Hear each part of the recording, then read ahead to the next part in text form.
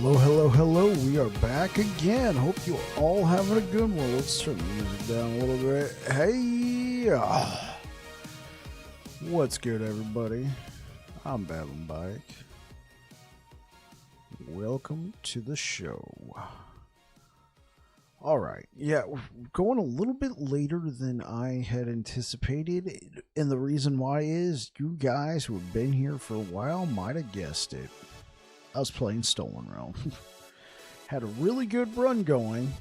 Got to the boss in the second difficulty. We got wrecked. Got wrecked. Okay, so we are back again with Divine Bolt Paladin.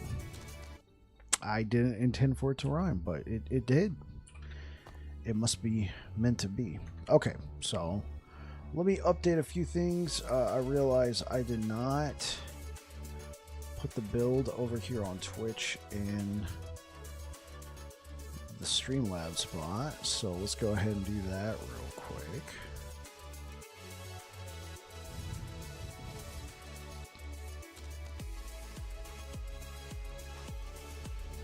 So let's update CloudBot commands.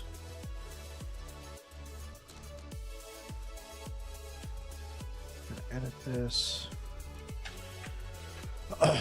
So this is Divine Bolt Paladin. It is a very popular build right now.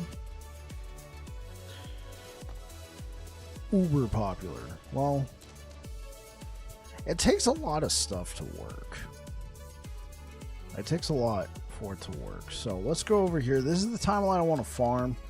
I already have a timeline at 650 corruption, so I think we should be able to get this one up in corruption pretty quick. Well, it's at 276. Okay.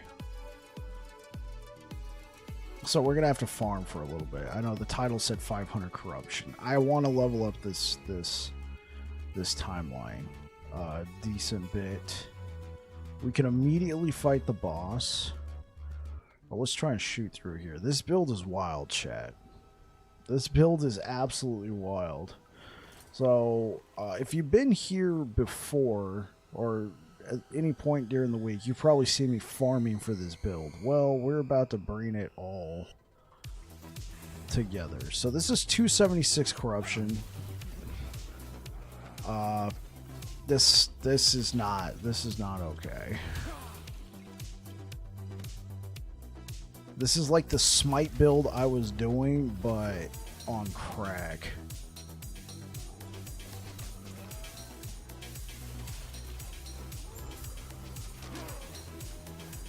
It's like you don't even need to aim.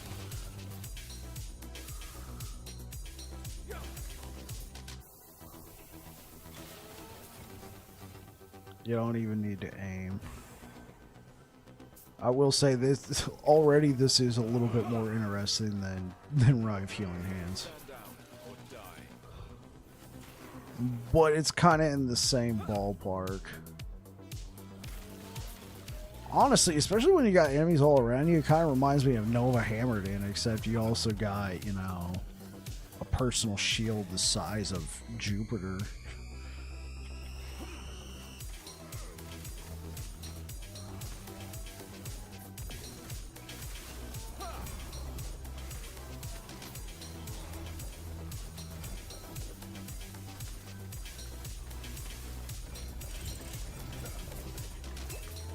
And yeah, everything's dead.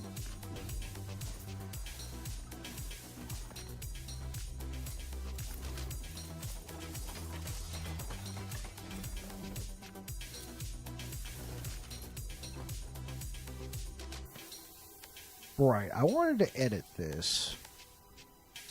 So right.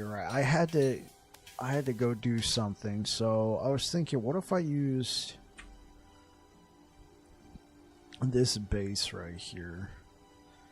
We're not gonna have as much armor, but I was thinking, okay, what if we sealed the lightning resistance? Then we could put either armor, or I was thinking cold resistance, chat.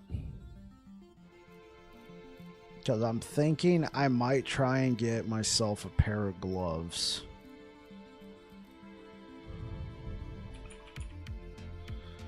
I might try and get myself a pair of gloves. Because, I mean, I still got this, right? Makes sense. So we put cold resistance there. And then I was thinking we could do fire.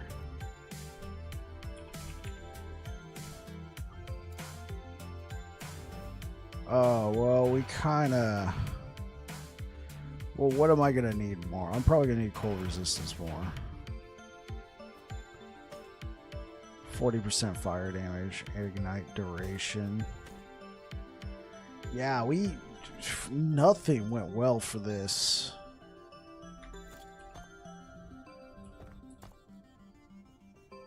And our armor's really bad, so we're probably going to have to go back to this, but this is a possibility. Also, I was thinking, I know, kind of a dangerous activity, but I was thinking, what we got up? What? Oh, I guess I got another shot at it.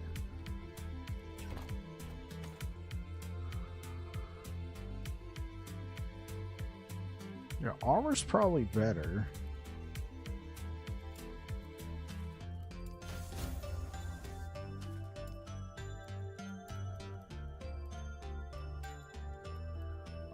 Yeah, let's do one cold resistance, and then let's do one fire.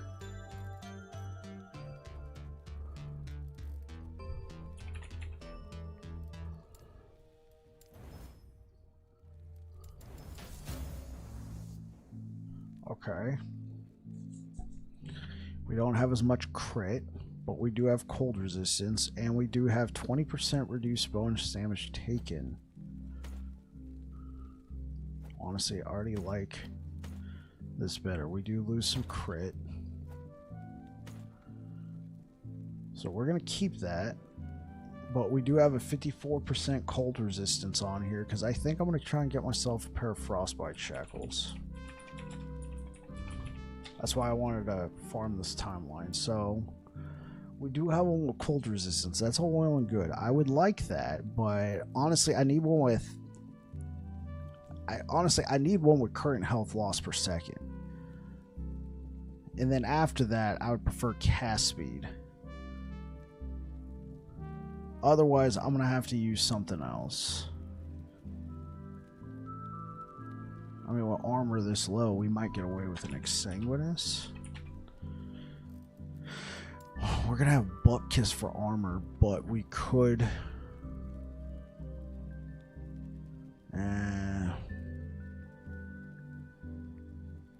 Plus 7 spell damage could be something. Exsanguinous could be something.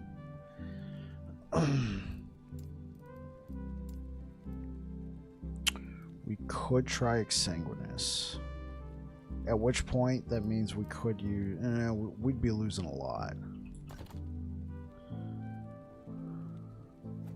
Let's get rid of that. Actually, no, let's not. Let's break it down.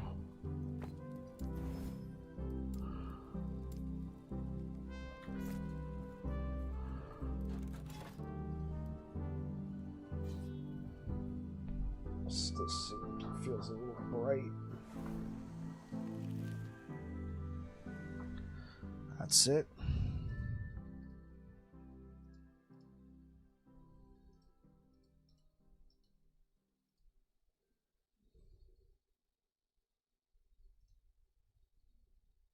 Okay.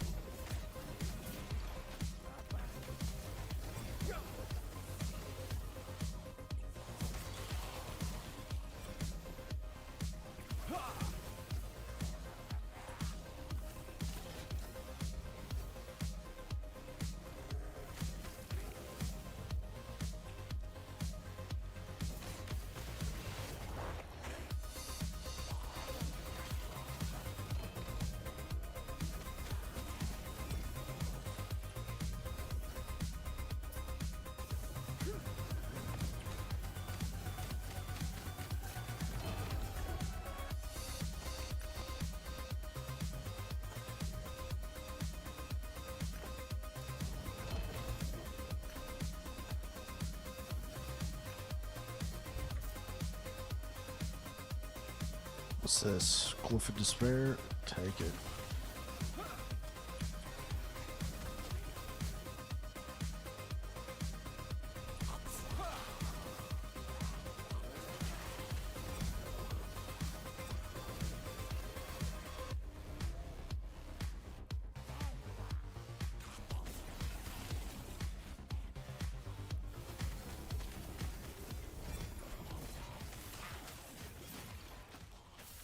Stand down or die.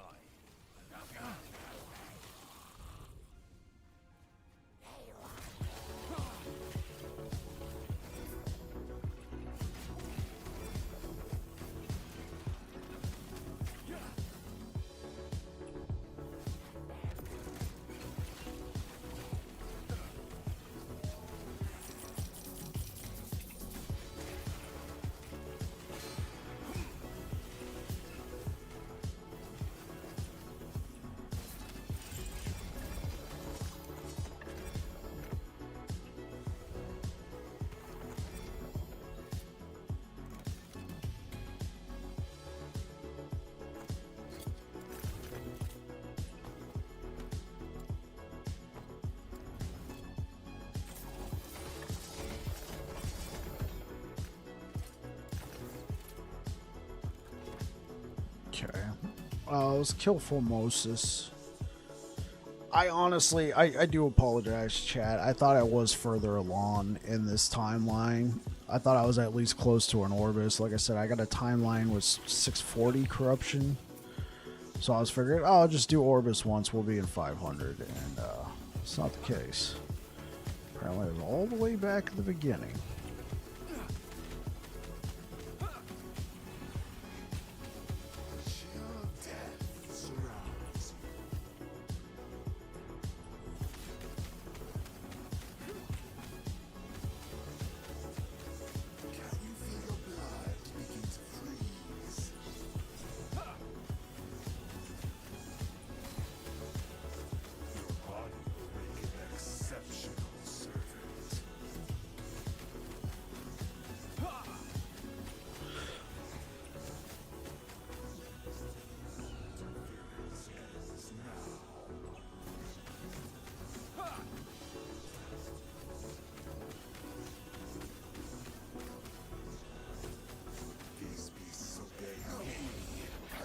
What's up, Mike? Happy Saturday. Hey, what up, Mike? How you doing? Okay, well, we got Last Steps of the Living. You're chilled every 3 seconds, but 35% increased movement speed.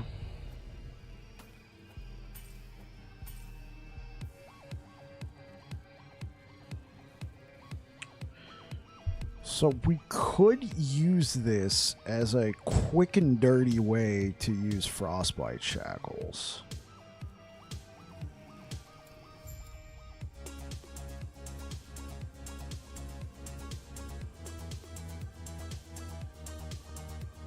Dagger drop rate, one-handed mace.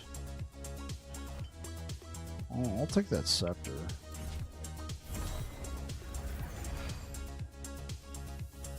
I don't like the idea of being chilled every 3 seconds, but I mean, we could use this as a quick and dirty way.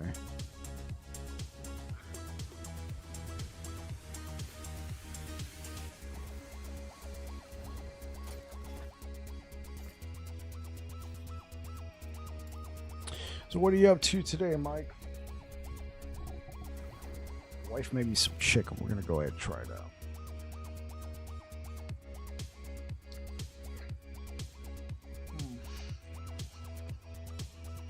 Oh, this is good. Oh man, this is good.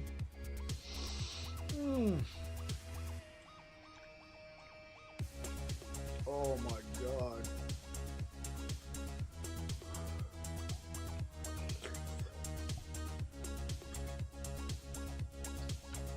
Oh man, that was good.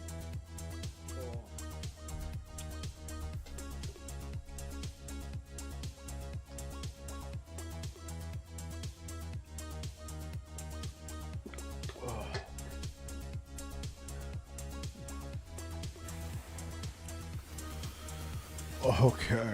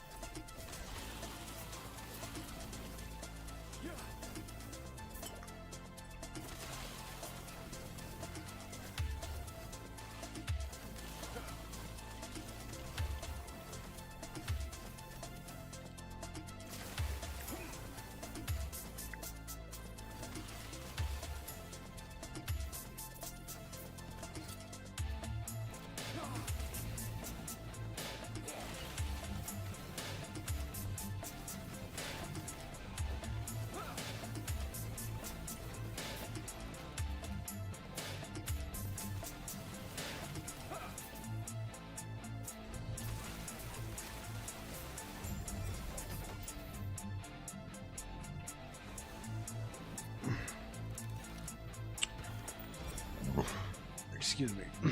So what did you do today, Mike? Excuse me for that belch. But yeah, what you been up to today, Mike? Michael the John?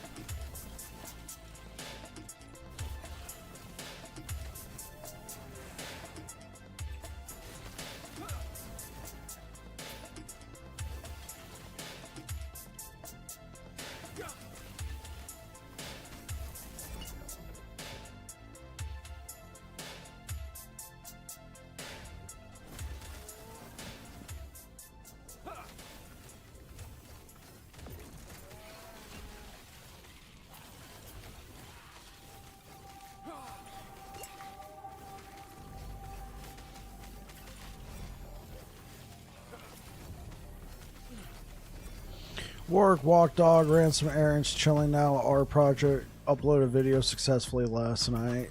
Excellent. Did it take all night?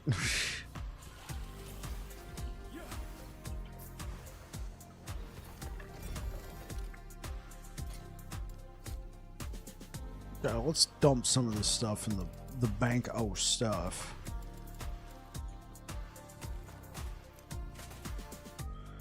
Alright, this one has a 2-minute as well. We could try using this. Honestly, they're the same armor values. I mean, I'll only use this if I can miraculously get the vitality to seal. Go.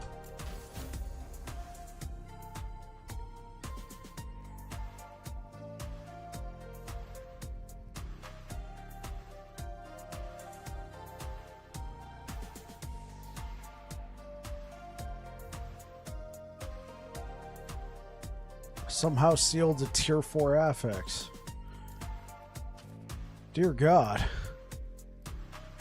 For some reason, YouTube didn't like the first version I tried to upload to 4K mystery. 'Tis a mystery indeed.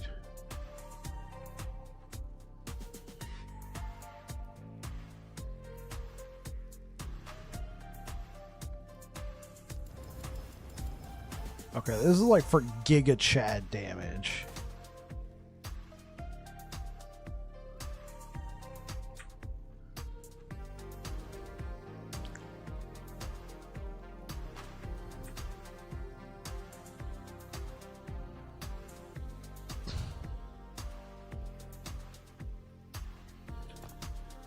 I kind of like having that increased critical strike though as a secondary affix, because now our armor's just so pitifully low.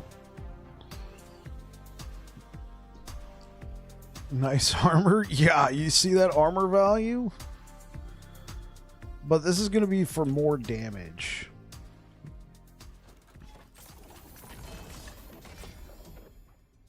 Okay, well, we gotta update.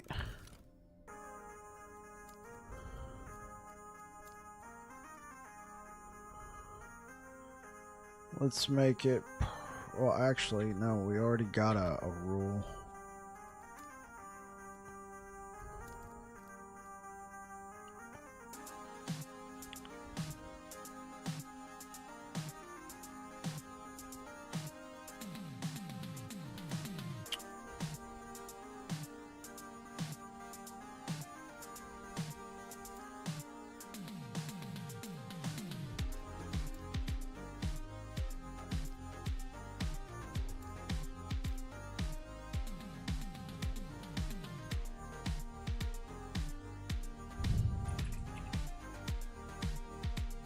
It's a class affix.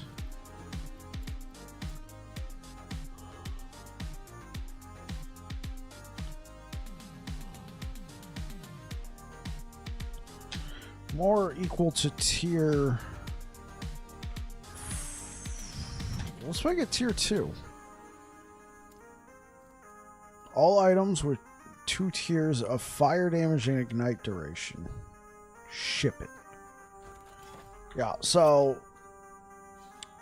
the build guide, let's put all these keys away. Calls for a tier 7 attunement, which this has. The armor on this armor is terrible, so I'm just using this for damage right now. Honestly, this isn't too bad for what the build needs, except it's just everything is just really low armor. We would probably be a lot better off with a champion regalia if we had a tier 7 attunement on it. Let's put this.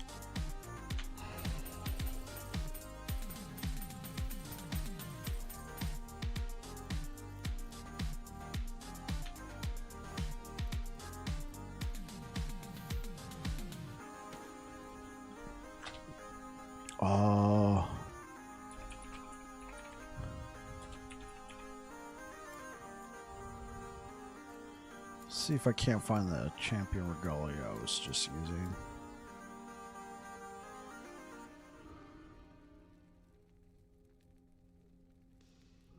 This is what I was using before. So this is definitely going to be more defense. I'll probably be going back to this. Because, like, look. Bam. We immediately shoot up to 46% damage reduction with our armor.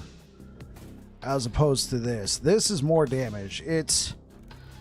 So, I thought this timeline was a lot further than it was. That's why I just said 500 plus corruption. Because I was thinking, oh, you know what? I got another timeline with 640 whatever corruption. I'll hit Orbis once. Bam. We'll bump it up to 500 plus. Well, I was all the way back at the beginning there. So we gotta hurry our way through, find Orbis, level up the timeline.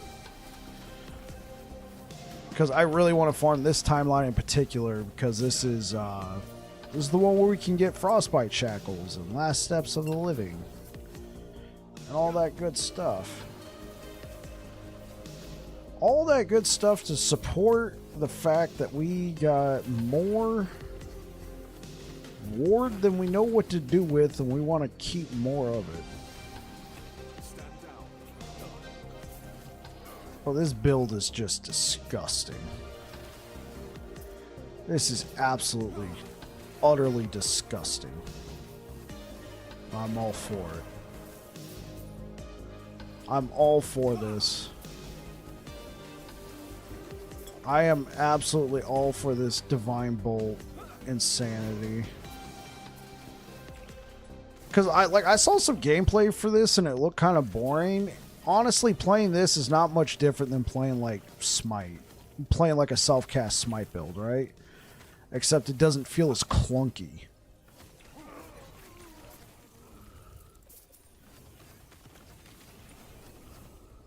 Like, this feels buttery smooth.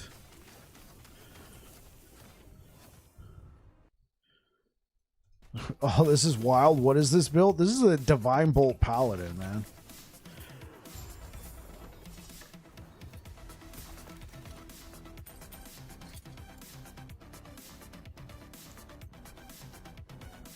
Because, like, the gameplay I saw looked kind of boring because the person would just be standing here and then the bolts would just, like, go out and hit people. And I'm like, that just looks...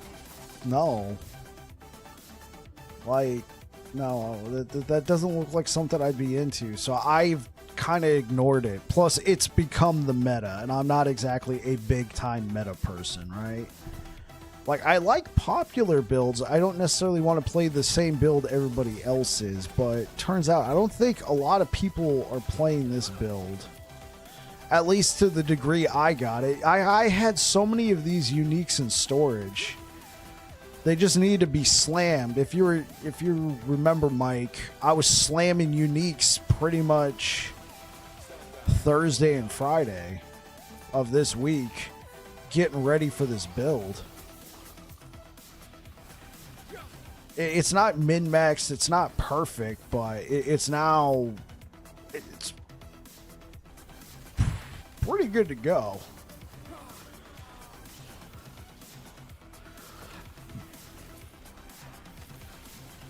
I did observe that a lot of people with this build typically prefer Frostbite Shackles. That's why I wanted to come to this timeline and farm it.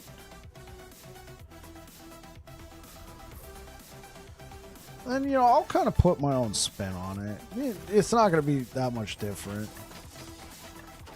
So, Perry the Pig put out a video on this build. And then he linked the source of where he got the build. So, I went and checked out that person's video.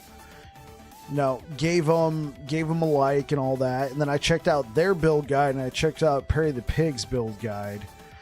I've got Perry the Pig's build not quite identical to what he had in his build guide, but pretty close. Hey, what up, Locke? So he calls for this right here, but instead of this mana roll, this tier 7 mana, he has attunement. Tier 7 attunement. And then armor. And then instead of mana, I believe he's got fire. You're trying to figure out some stuff? Shoot, I'm all here for it. This amulet is pretty close to what he's got, except he's got one with a cast speed base, and instead of physical resistance, he has a tier 5 chance to apply frailty on hit, which is what I sealed. Instead of cold resistance, he has attunement. He had a tier 6 cast speed, I think. I had a tier 7 cast speed and tier 5 fire pin. He also had fire damage. The gloves, he had a tier 7 cast speed on here along with the current health loss per second. I got a few more 3 LPs, so I can work with it. He was using the Scales of a Terra in this slot.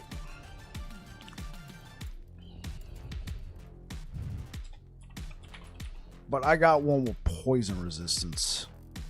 So I gotta look for more of these. Yeah, Locke, if there's anything that I can help you out with, I'm here for you, buddy.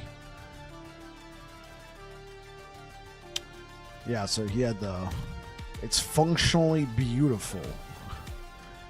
Yeah, I just need more cast speed. This and this are not enough, especially the cast speeds. Like, I prioritize cast speed on the reigns as opposed to like ward retention. I was going for cast speed. Maybe ward retention was the play, but I was trying to get cast speed. Oh, and then on his belt he had fire damage. He had attunement on the boots. You followed a guy. Hello, peasants. From Max Roll. Why is my elemental Nova like ice? But when I watch his video, it looks different. Okay. How's it going, Cricky?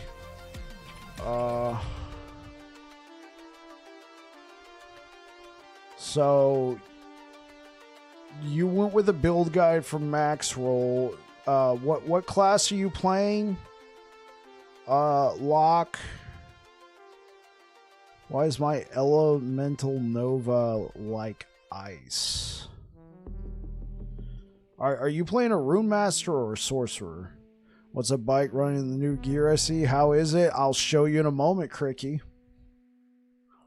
I'll show you in a moment. I'm just gonna help Locke out real quick. He's got a problem. Yeah, Locke, what class are you running? Is it Sorcerer or Rune Master?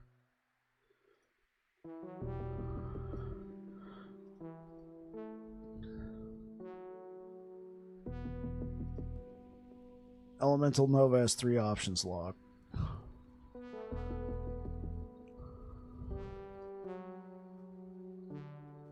You're running Rune Master. What build are you running? Frostbite Frostclaw? Frostclaw?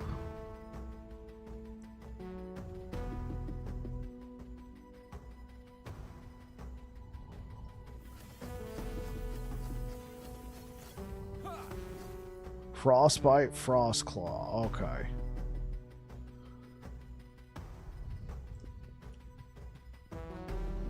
Okay, they want you to have some pretty decent gear. +4 to Frostclaw on the Heart of Ukaros. Who did this build? Binna?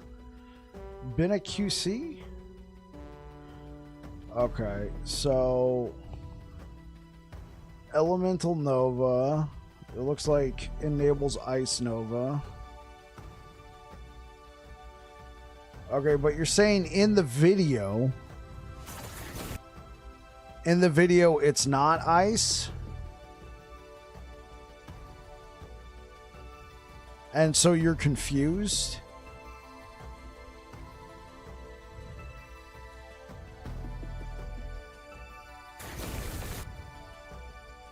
Okay, well, the video's from a month ago. When was this build updated? March 19th. So after release.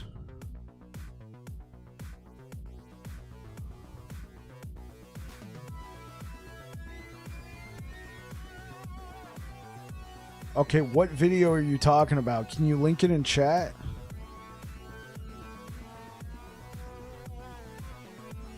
Oh wait, is this the one all the way down at the bottom?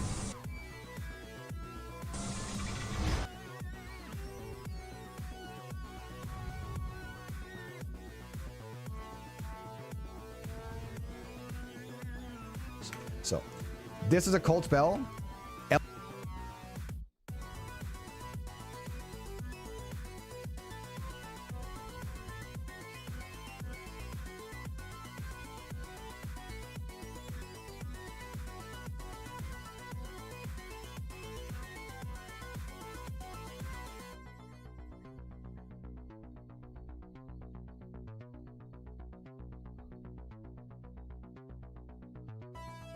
Okay, so let's pull this over here.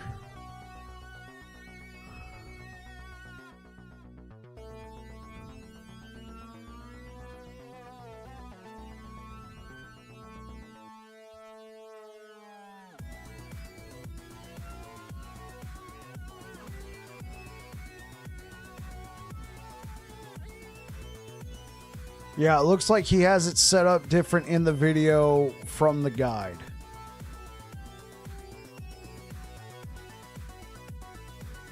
In his video, he has 24 points in Elemental Nova. In the guide, he has 21 points.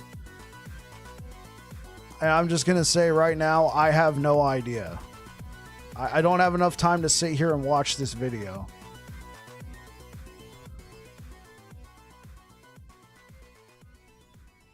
Yeah,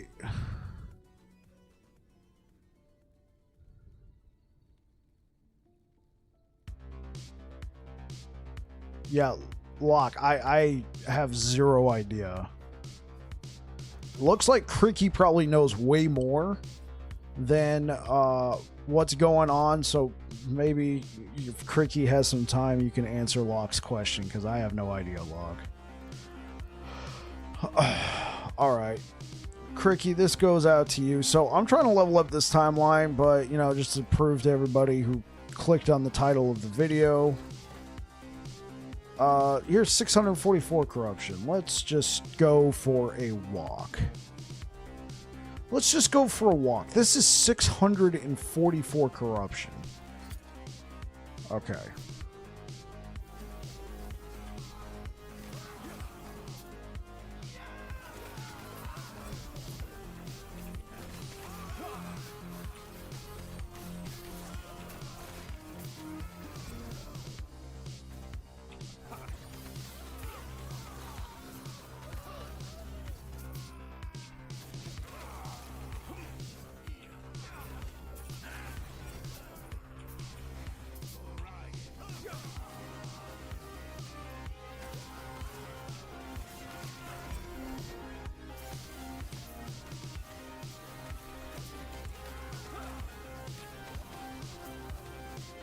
It's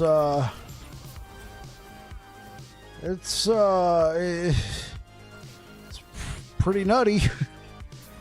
It's pretty freaking nutty, man.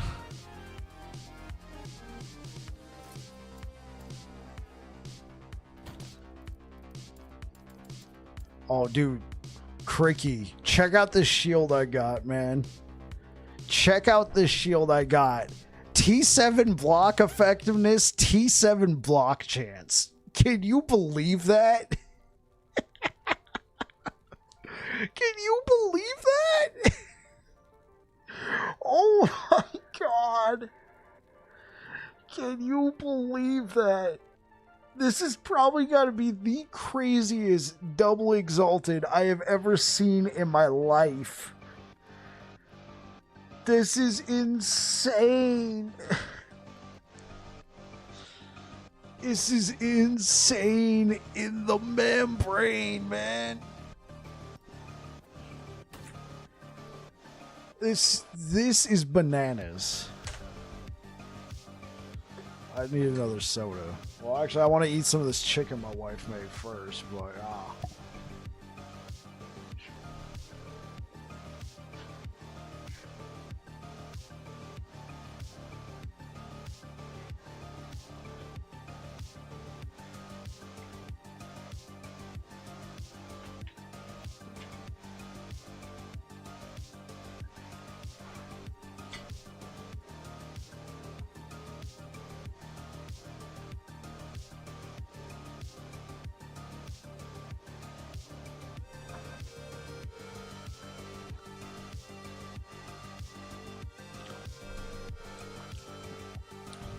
so this shield on its own has 53% block chance with no external modifiers. 53% on its own. I was thinking if you can get yourself like a nice bulwark of the abyss. If you can get yourself a nice bulwark of the abyss with like, 2 LP and pray to RN Jesus, you get both of those to go over. Or get yourself a lower shield. Dude, imagine if you could put this on like a Bastion of a 2 LP Bastion of Honor. I'll be right back, chat. I'm gonna grab a Coke.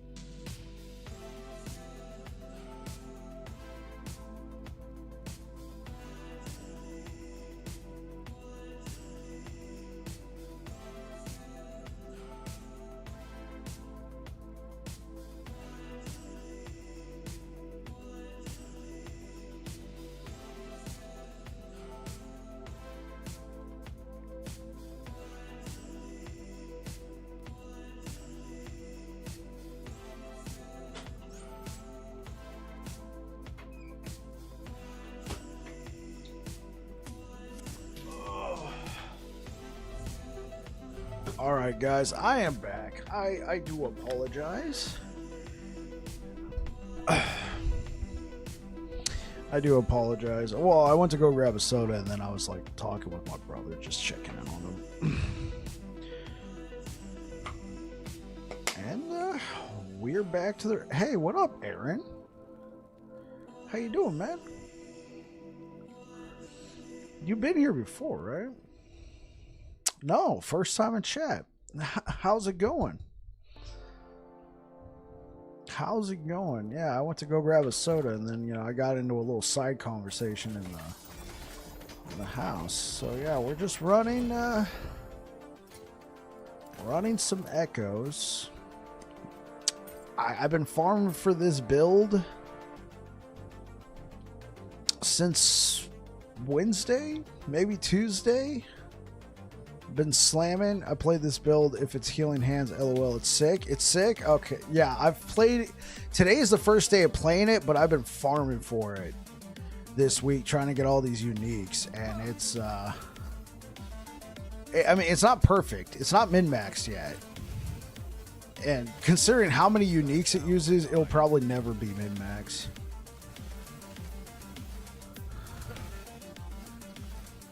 Oh, the Hand of Judgment? Yeah. It's I got a couple more 3LP versions. I slammed it. I got the affix to go over, but it needs to be looked at. We don't need all that resistance. Well, actually, we kind of do.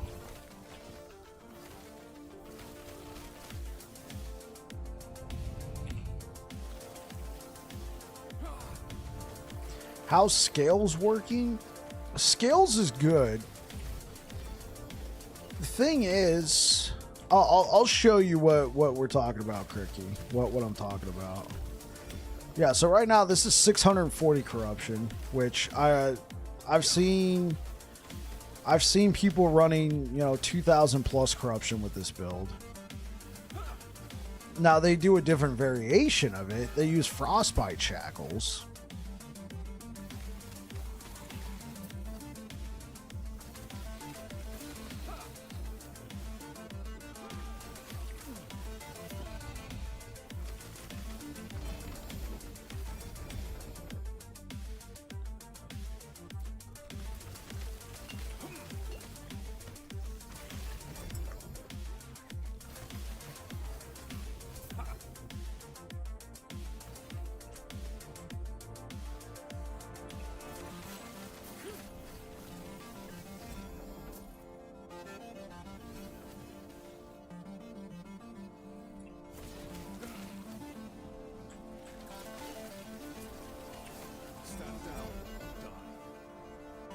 Yeah, but I need more cast speed.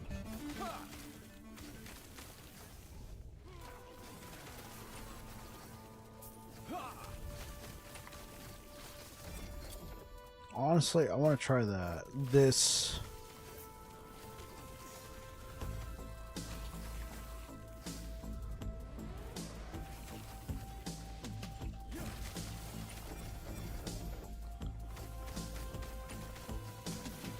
Oh yeah, that's definitely more damage. That's definitely more damage.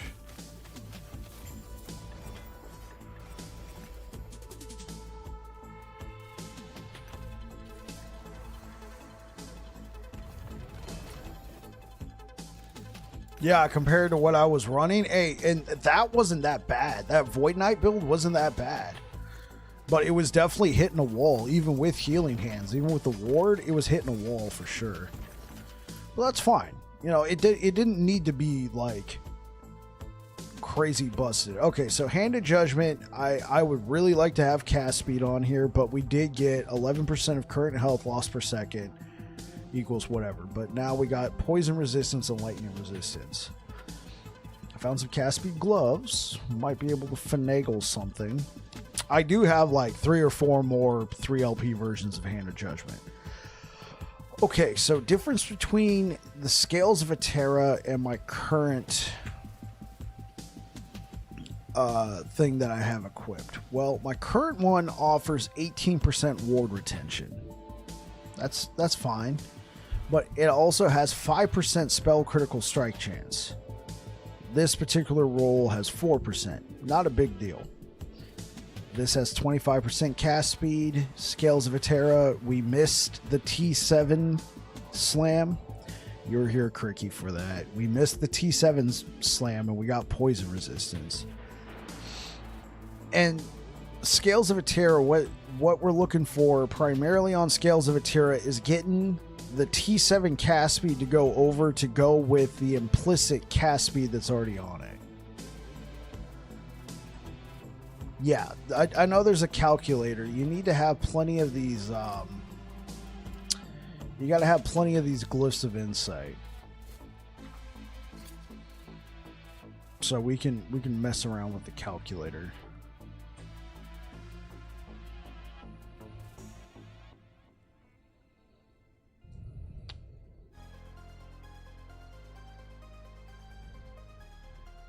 But yeah, we get some more cast speed and ward retention out of our current one, as well as some spell damage. Whereas we would get attunement and intelligence, which intelligence would be a little bit of ward retention. Just ultimately we get more cast speed out of this for now, but I would like to get a Scales of Atera with cast speed on it.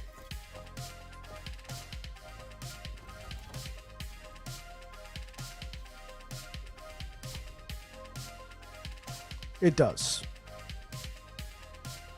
It does. It scales healing effectiveness, and Divine Bolt scales with healing effectiveness, believe it or not.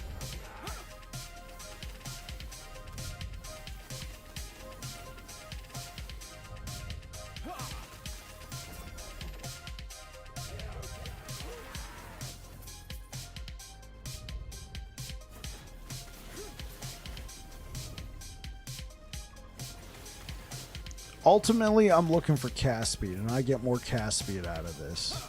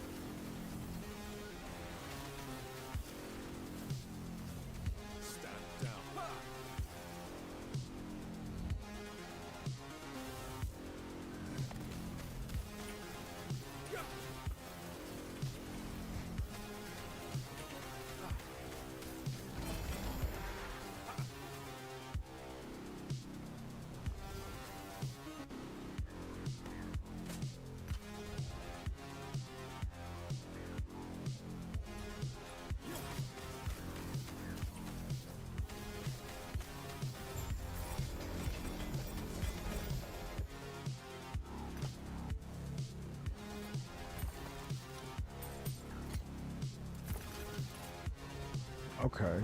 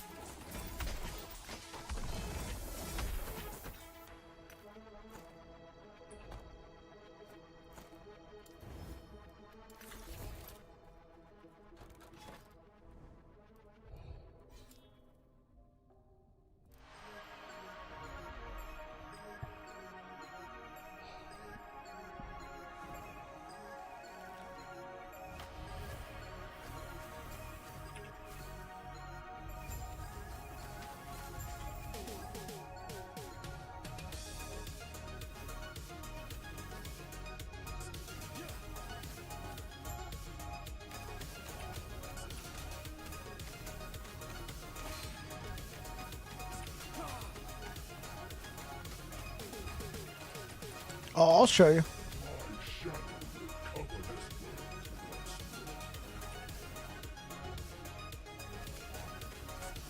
With this, I definitely have a strong chance.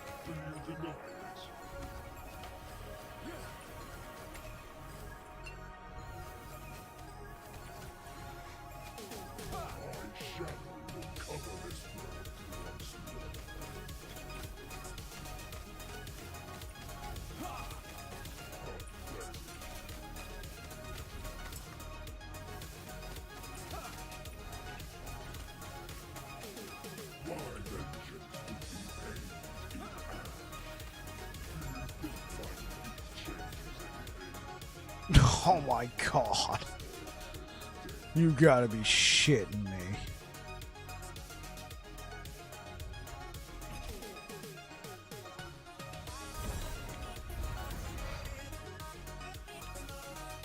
Really, game? Really? After all this time, you finally decide I can have an Eternal Eclipse with LP on it? Not you, chat.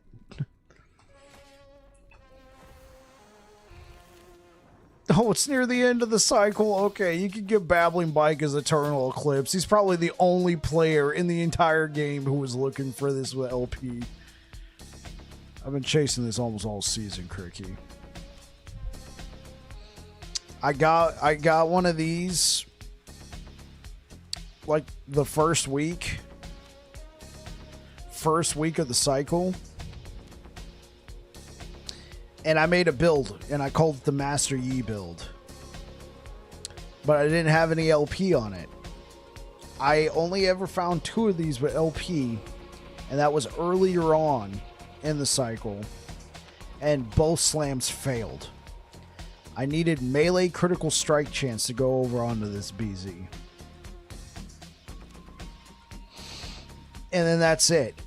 I've farmed over and all my entire Smite Hammered In playthrough, where I farmed this timeline for like 2 weeks. I couldn't find an Eternal Eclipse at LP. Hell, I barely even found just a regular Eternal Eclipse.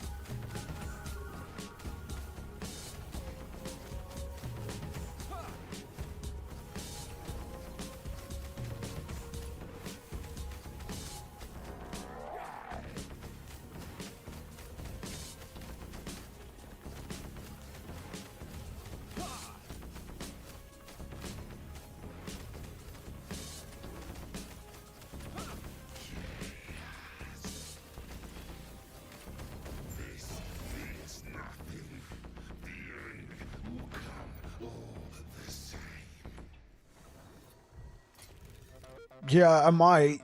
Assuming the slam goes my way, which knowing my luck, maybe not.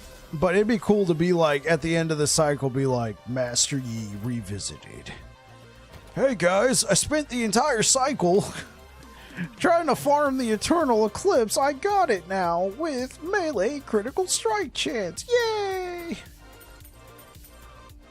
Let's see if it's actually any good. First time I took first place in the solo arena. First time I took first place, I was number 1, was with the Master Yi build. And right now, there's no way I could ever take number 1 now. Like, everybody who's currently number 1...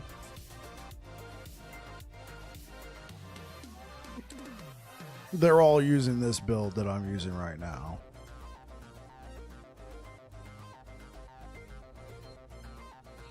Though I went and looked at number 1 right here. I went and looked at his build with last Epoch tools, and he was using Frostbite Shackles.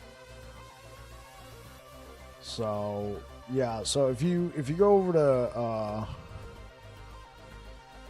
So if we take last Epoch tools over here, if you guys are ever curious, now I know a lot of people know about this. I know a lot of people know about the this, but in case you didn't know, when you go over to last Epoch tools, you'll see this thing called ladders. If you click on ladders, it'll show you the arena ladder board. I'll tell you, you can look at beta or release. So I'm going to go down to solo.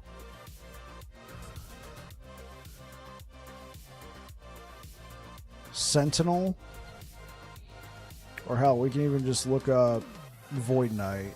We can look up Void Knight. Bam, look, I'm number 5 on the Void Knight leaderboard. I'm number 5 with my Void Cleaver Racing Strike build, right?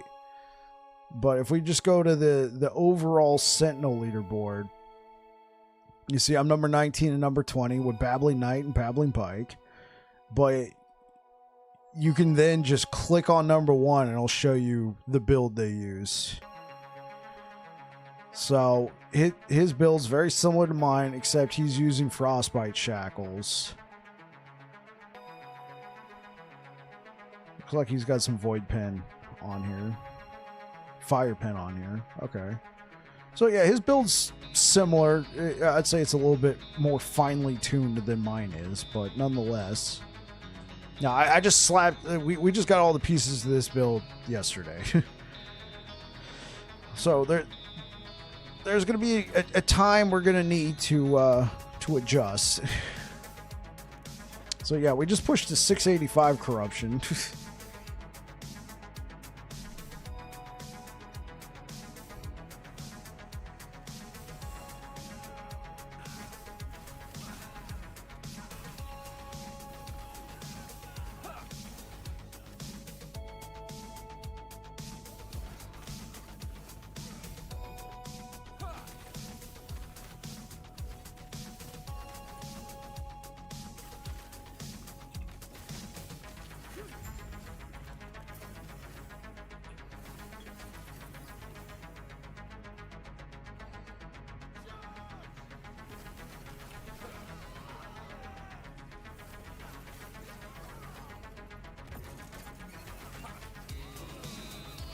$1968. That was a great year.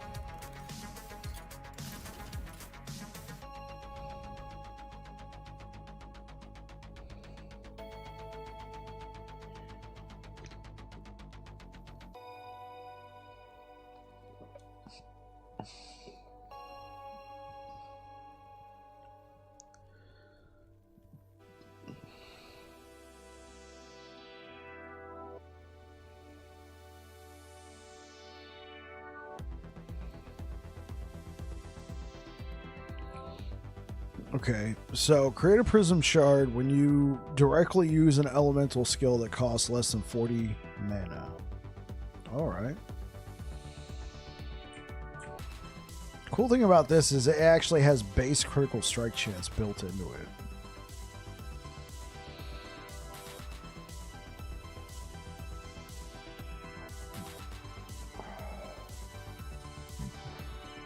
Excuse me.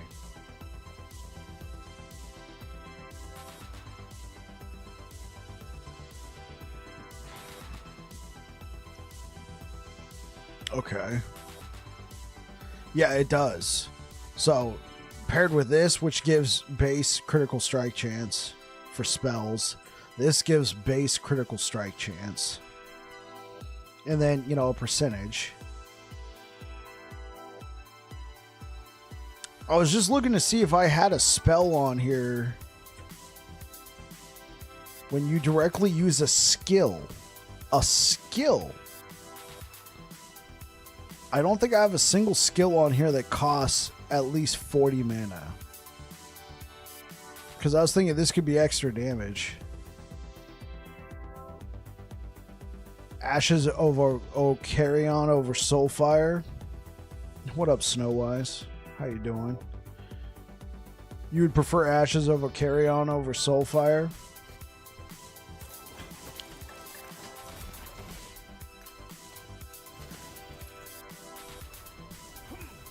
Hey, what's up, man?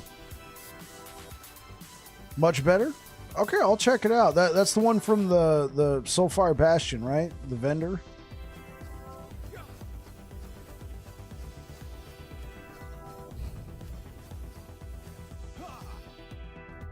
It's hard, yeah. Most builds I saw were using the Soulfire. I had like 4 of these sitting in storage with 3 LP. I mean, you get extra armor while you're ignited, which you self-ignite with immolators. You get more spell damage against ignited enemies. Chance to ignite, more fire damage if you killed. It's pretty decent. Oh, you're talking about the cast speed, though. Yeah, yeah. You had a 2 LP that failed. Yeah, those are hard to get. Let's look up this Ashes of a Carrion that you're talking about. I know it's from the Soulfire Bastion, but I never actually.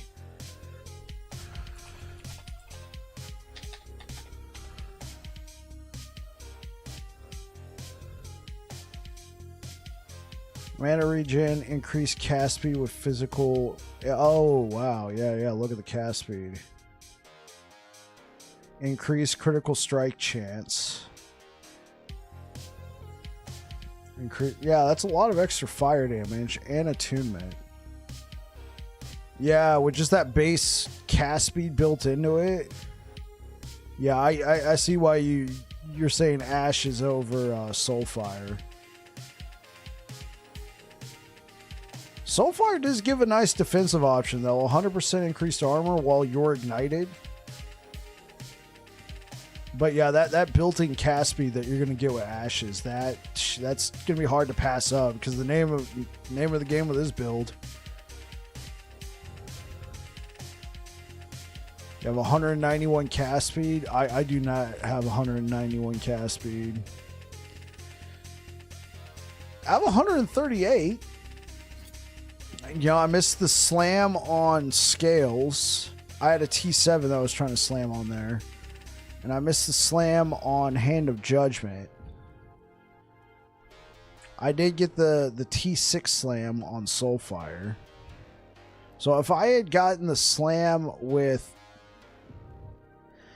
Yeah, dude, I had a T7 scale, T7 cast speed that I was going to slam onto these scales, and I got poison resistance. Yeah, not only is it hard enough to find a decent scales, your Circle of Fortune, so everything is a bit harder in terms of slam. Yeah, I'm Circle of Fortune too, Snowwise. I had two of these in storage, and I looked. One of them was no good because it had the fire infusion. You can't use it, otherwise you're not. You can only cast a fire spell every 20 seconds, and that's poo poo. So this was my one shot, and I had a perfect T7 max cast speed catalyst, and I missed the slam. Luckily, this is a world job, so I can I can go, do some prophecies. But I'll keep an eye out for the Ashes of Ocarion, Snowwise. Oh, I love Circle of Fortune. Oh, I love Circle of Fortune.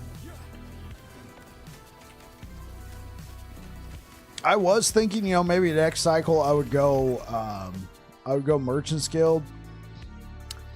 Nah, I couldn't be solo account found, right? Which is what I'd want to play by default. And then on top of it, I've seen all the issues crop up when like a duping or a gold dupe comes into play. It messes with the economy so bad.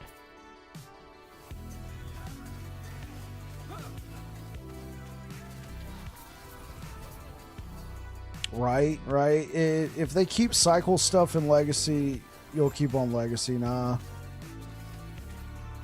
For sure. Playing with friends is nice. Playing with friends is definitely nice. I played with some people before, because I played in normals before in beta, but when I had started, I had played solo account found, and I like competing on the solo account found leaderboard. And so that's what I wanted to do this cycle. And I'm on the Sentinel leaderboard.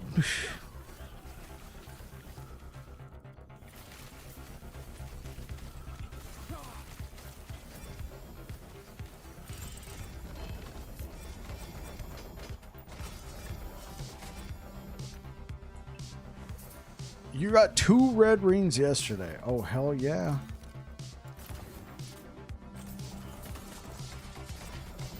After 800 hours in game with 1 LP. Oh, hell yeah. So Snowwise. Is it Snowwise or Snow Whiz? Level 10 double prophecies. Yeah. Do you use Peak of the Mountain? Because I was looking at this prismatic gaze. It looks interesting. Uis. Snow Uis. Snow Uis.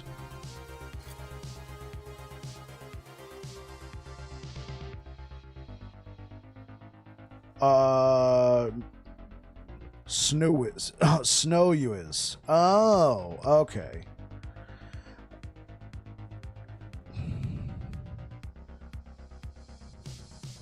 Because you've been here before, right, Snow? I feel like I recognize your name. Your account's been around. Yeah, you've been coming. Yeah, you've been here before. What did you want to post?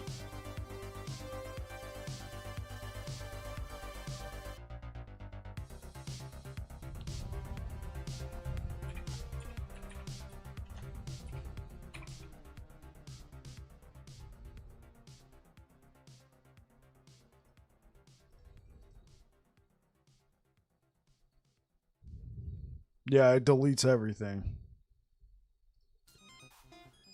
It's like he didn't exist.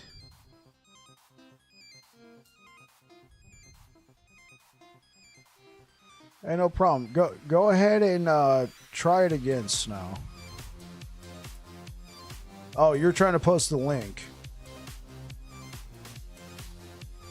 So this is what you're using. Yeah, but Snow, I added you to the list. You can post links here now. Yeah, there you go.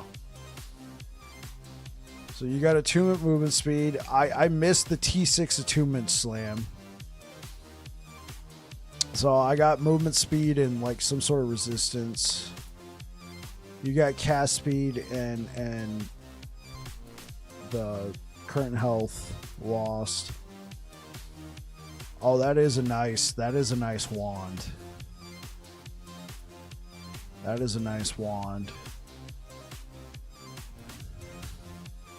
Ooh. It'll be silent now, but have fun. Yeah, no problem. Yeah, this is a really nice set. Healing Hands, Critical Strike. Yeah, you got yourself a premium setup, man. Primo. This is a primo setup.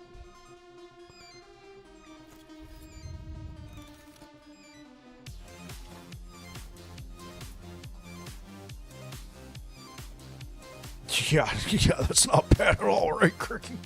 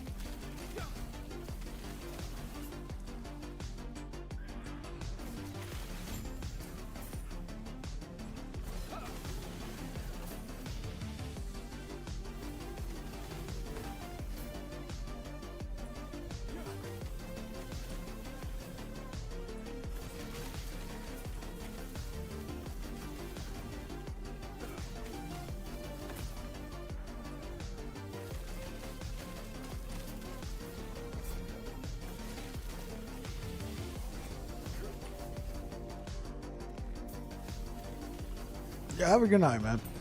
See you tomorrow, bro.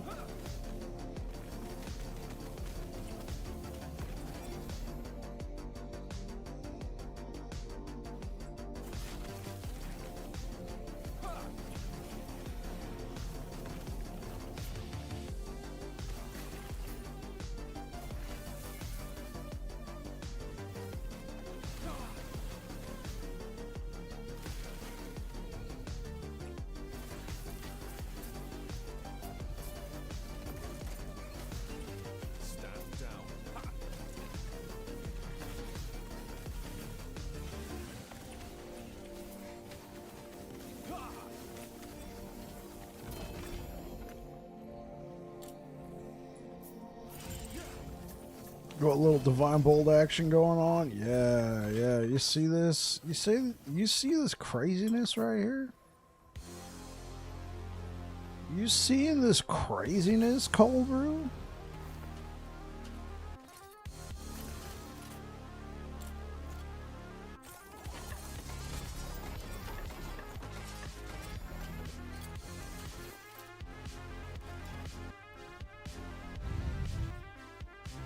Yeah, it's pretty insane. Cricky's already saying, yo, the arena, question mark?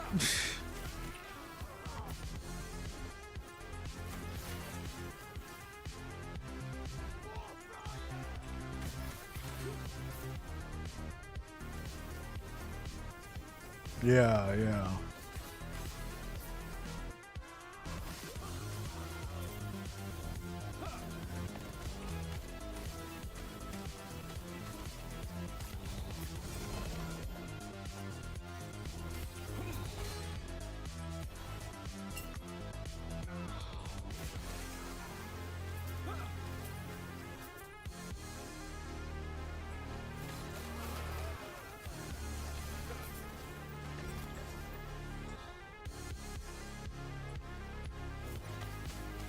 Yeah, to reach that high corruption. Exactly.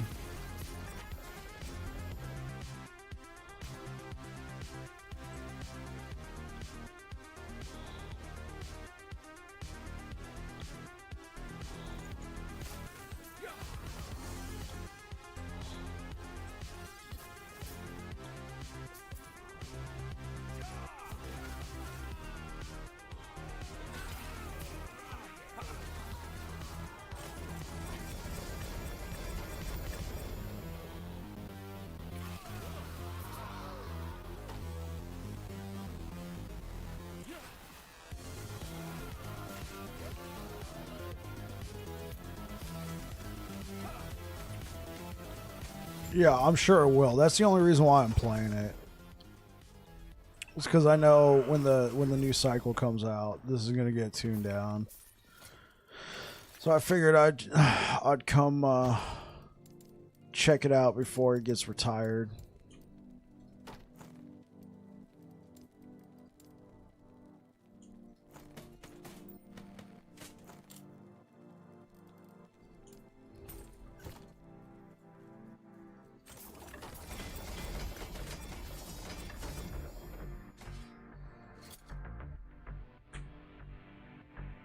T6. That's two-handed. Actually, I do need a two-handed. Probably got a couple T7s.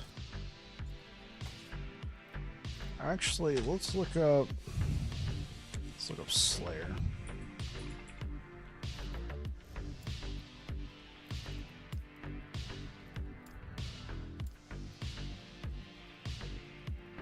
Okay, this is good.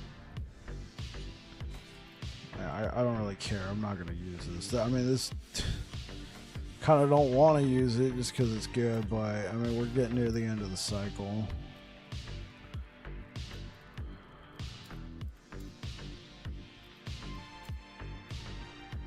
Oh, here we go.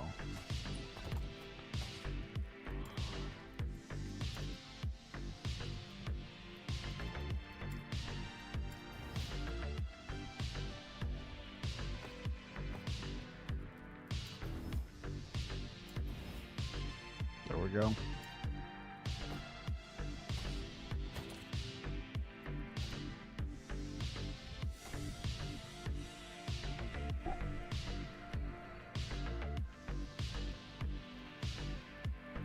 Yeah, Cricky, I like those too.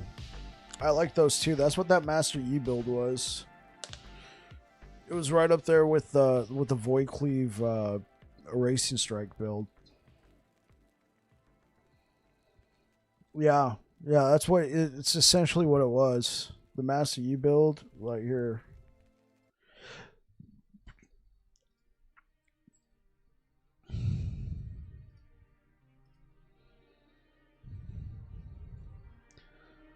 Let me pull up something for you guys.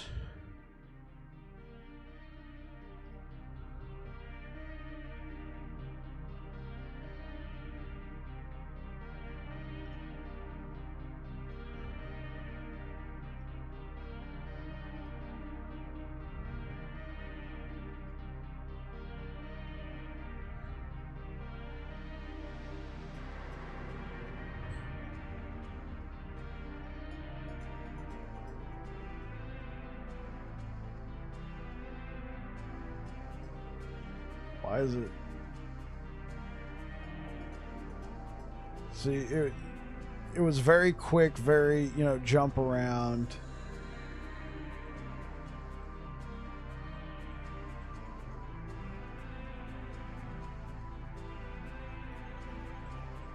See, that was 114,000 crit. You could get bigger numbers.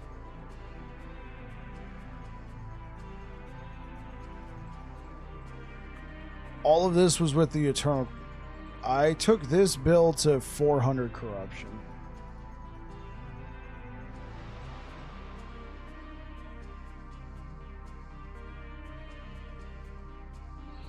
See, it's a life build, though. It's a life build. And it, so not only was it a life build, it was using the, it was using the Eternal Eclipse that had no LP on it. I took the Void Cleave Erasing Strike build, which is similar, but it's for Void Knight. I took that to 600, like 620, 630 corruption, around there. I played it again this cycle. I think I hit around 630 corruption.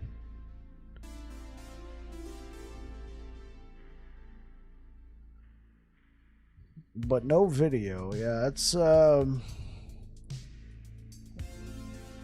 you know what though? You got to be careful. Not because people might say that, and what they're doing is they're going to the testing dummy. They're going to the training dummy and going, look, I just hit 8 million crit. I'm like, yeah. You know what I'm saying?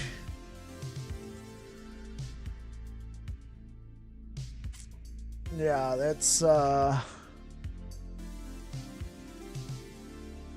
because I remember going, yeah, I'm consistently hitting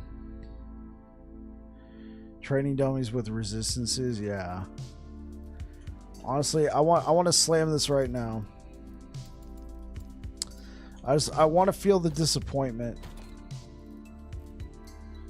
I want to just feel the disappointment and in knowing that again I did not hit a max T7 melee critical strike chance. Did not go over to again another Eternal Eclipse 1 LP. I want to feel that disappointment.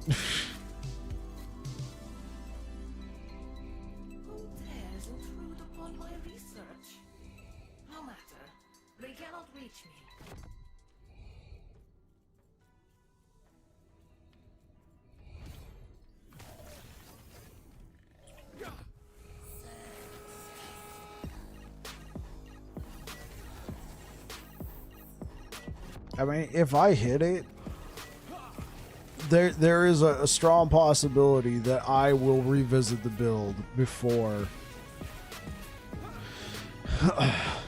the cycle's up. Yeah.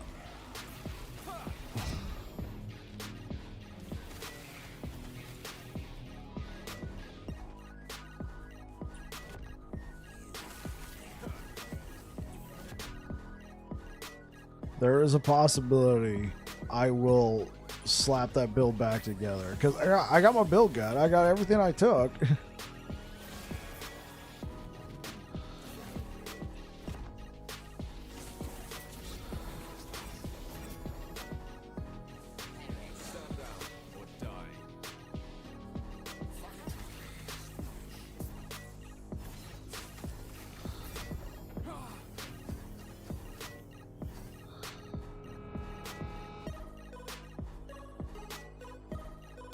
The only thing, honestly, I could do that with my current blessing setup. I could do that because of my current blessings, but sometimes it's hard to swap a build because blessings.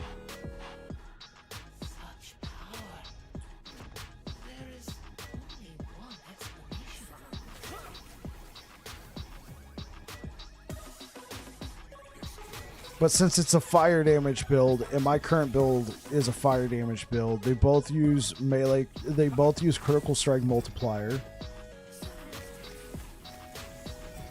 So, you know, they both have melee critical strike multiplier. The only thing I would have to change for sure would be the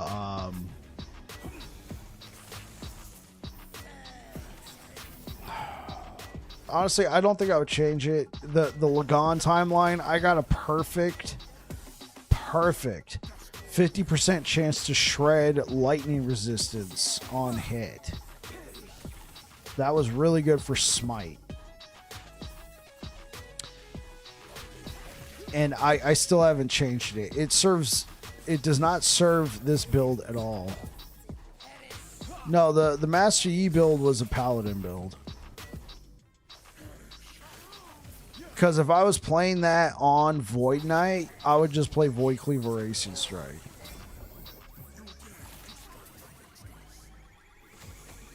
At which point, there's a much better, you know, I would use Apathy's Maw instead of this sword. I mean, they would both work though.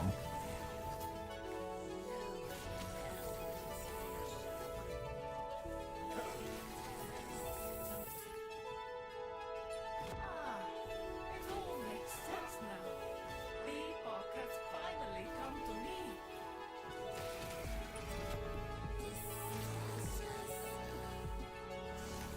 Yeah, I want to feel that disappointment, chat.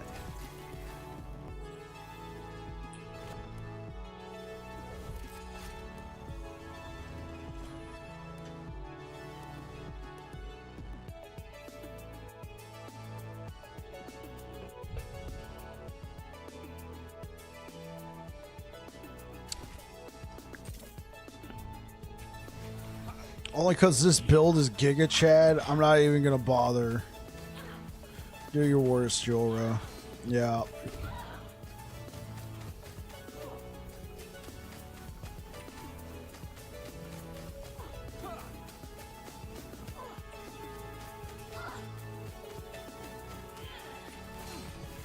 I might actually have to move.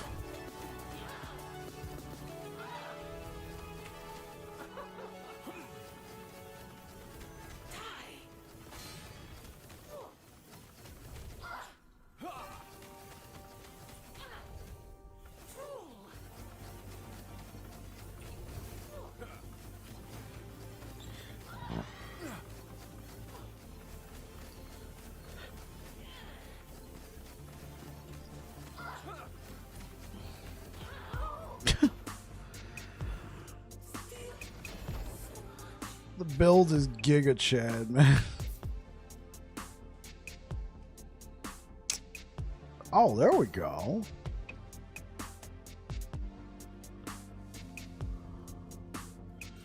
You guys ready for the ultimate disappointment?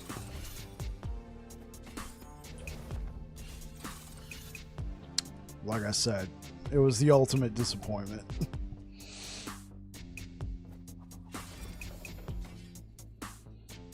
I'm just going to add it to the collection of disappointment.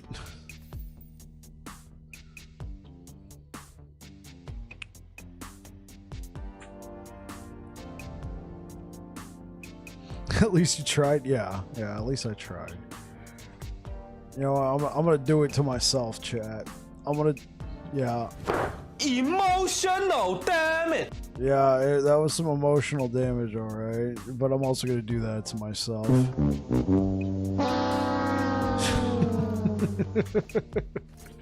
It's too good. It's an all-time classic. Let's get back to some farming, all right?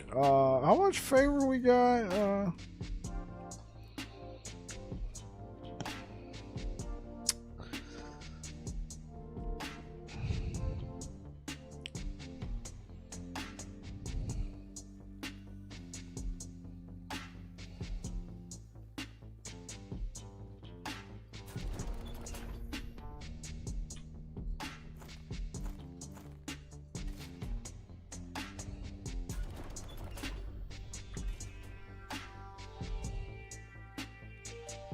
I knew you had something to ask. It would be my pleasure to satisfy your curiosity.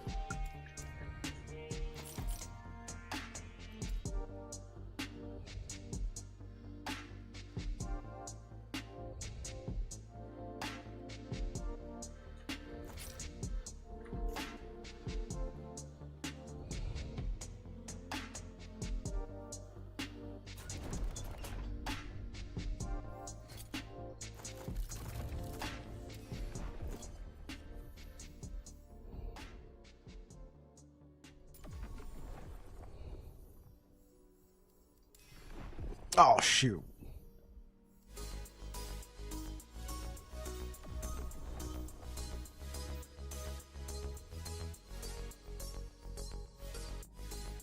No, I'll show it to you.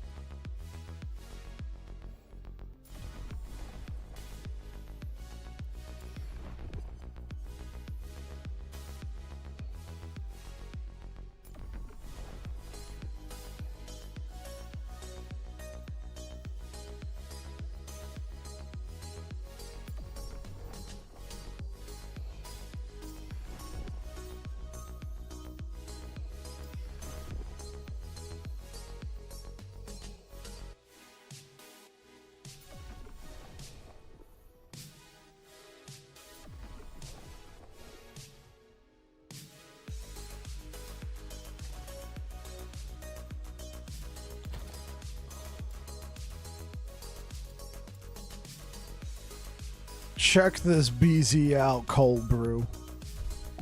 Check this out. That's a double T7 block effectiveness block chance. That's a double T7 block effectiveness block chance. Look at that, cold brew. Look at that.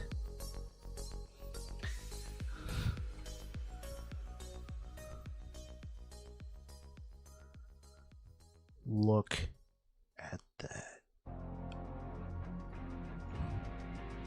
Damn, son, where'd you find this?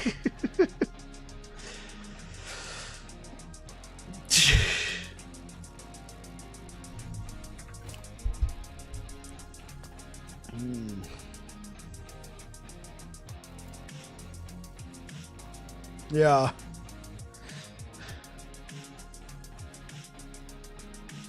Pretty insane in the membrane, right?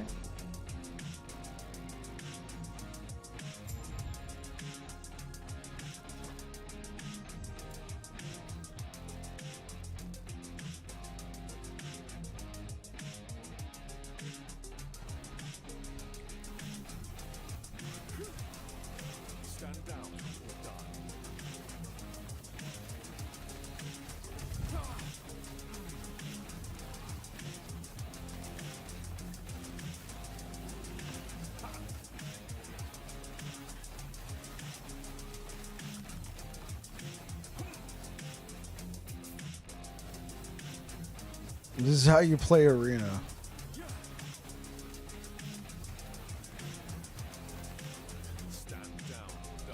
So chat, how you guys doing today?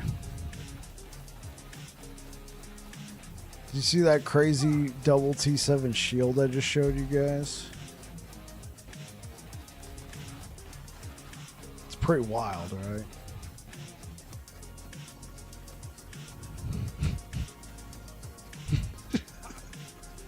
This is some premium gameplay, chat. This is what you pay money to subscribe to.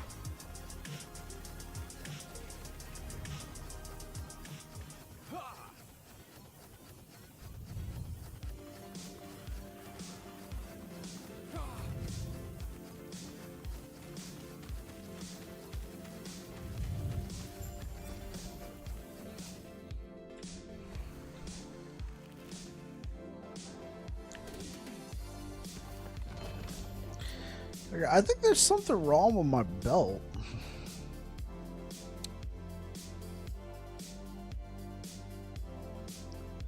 Because it's saying +5 spell damage for fire and necrotic spells per stack of ignite up to 40, but mine only stacks up to 10.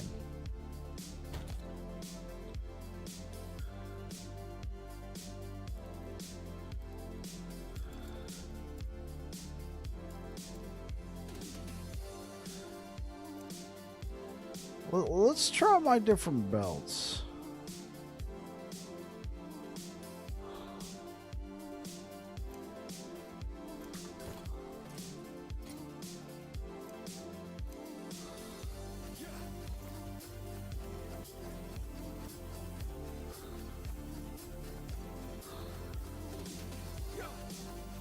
Yeah, this one's struggling to get up there.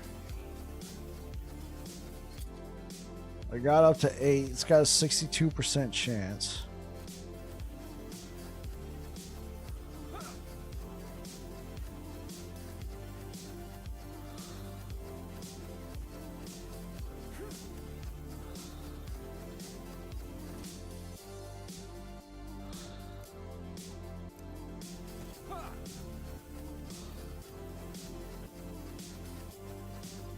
See, look, this has got a 56% chance to cast Ignite on us per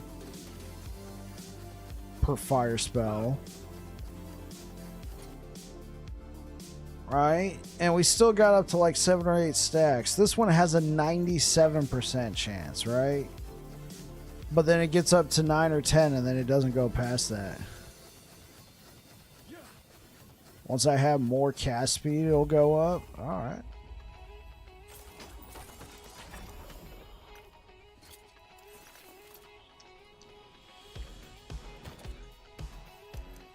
Because the reason why I'm using this is the ignite duration. Yeah, because on the belt it says it stacks up to 40 times. Yeah, I can't seem to get it up there. But yeah, maybe you're right. Maybe it just needs cast speed.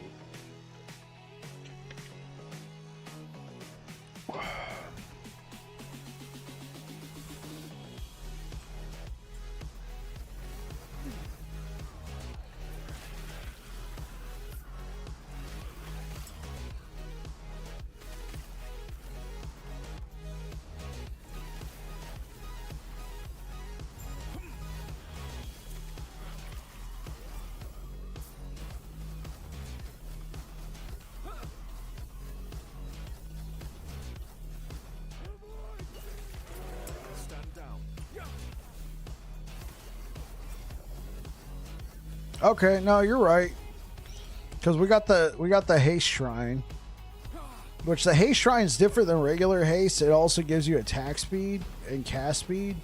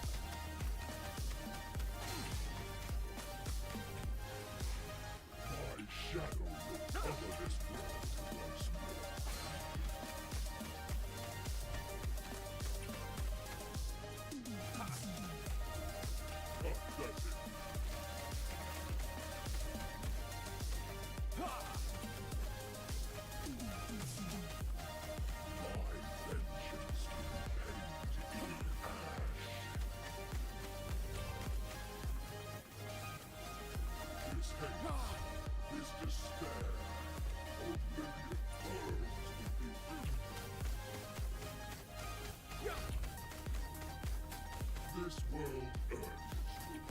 Do you deny it?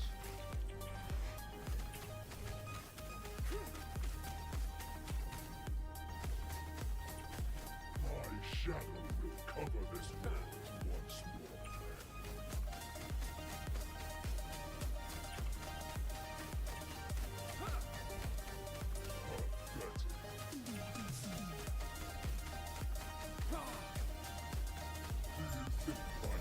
Changes anything.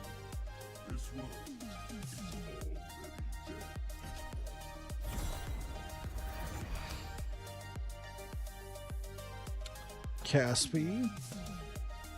Caspi.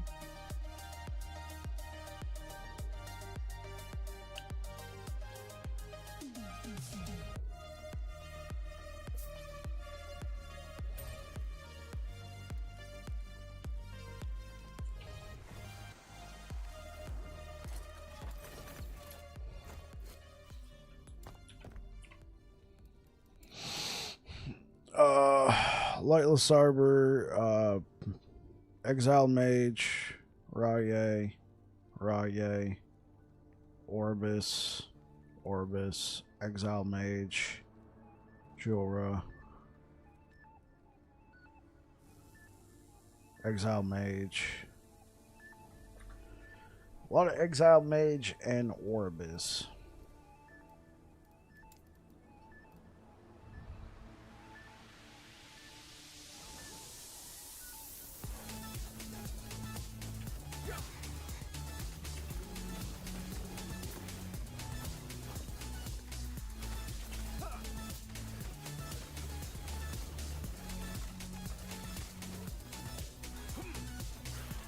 Stand down or die.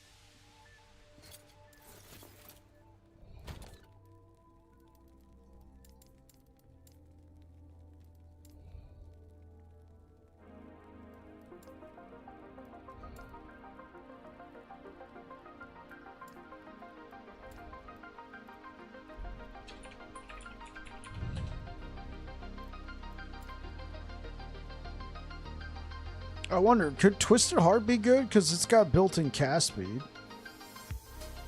It gives a +1 to your elemental skills.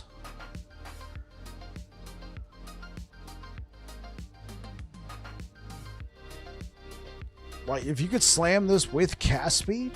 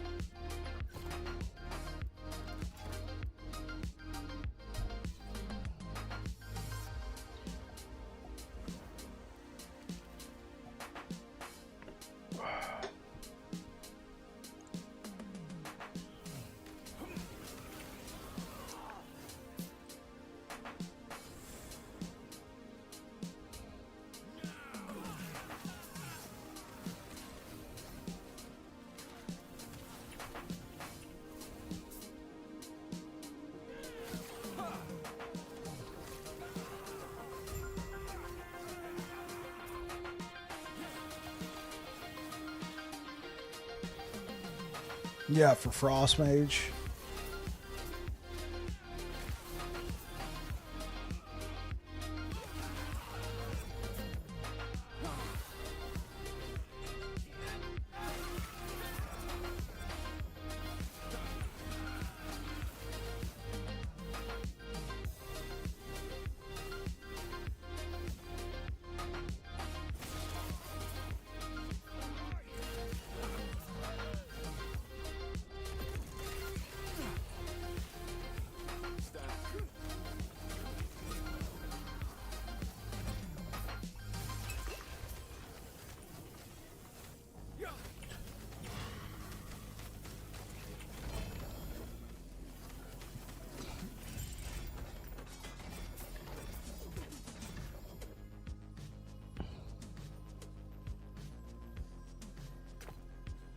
No, I got a couple different things. Like, I got a couple different things I wouldn't mind trying out.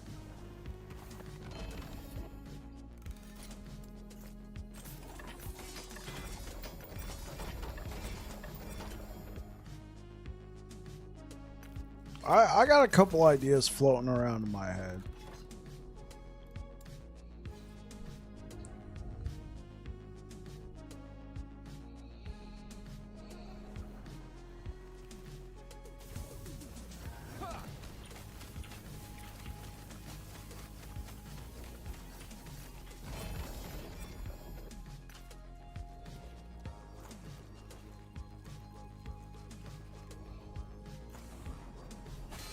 Oh shit.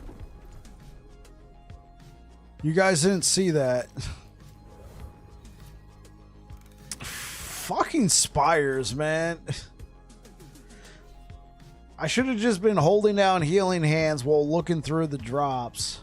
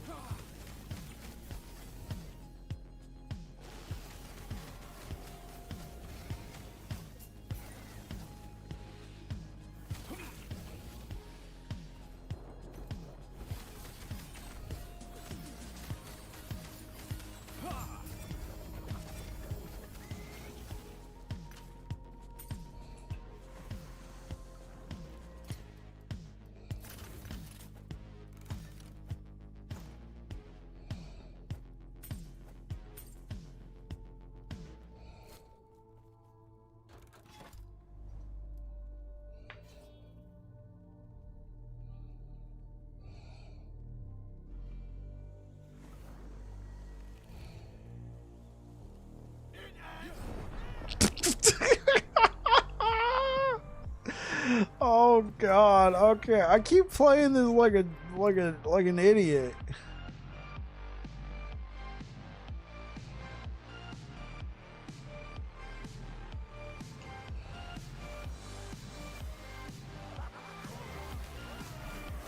It ends here. Well, no, because I'm running around without, building up some ward first. I'm like, so I'm running around with like no health, no ward, no nothing.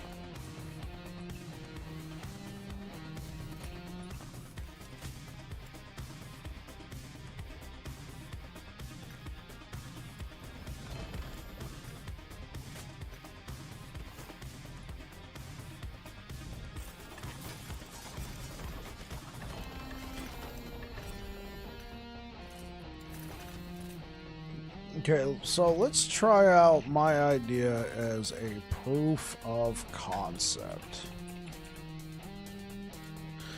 Here's what I'm thinking, chat. So we're going to put that on. We're going to take that off.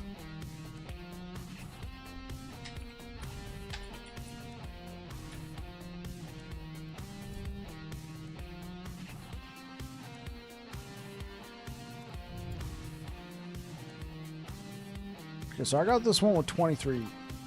Yo. I didn't tell you to leave. I got this one with 23 strength that I already slammed, but I was thinking I got this. Let's throw that in there. And stay here.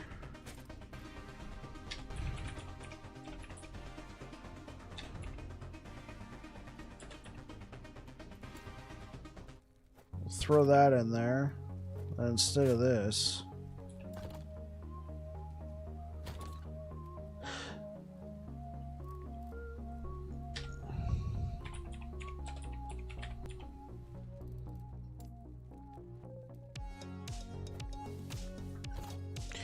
Well, because the gloves had current health lost, frostbite doesn't. But also, the more of these modifiers that you have stacked. No, it doesn't count.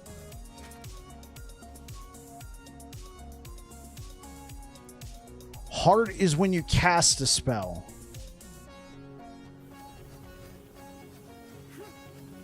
Oh, but it does. Oh, wait, no. See, look. Healing hands. No. It's because I had last steps of the living.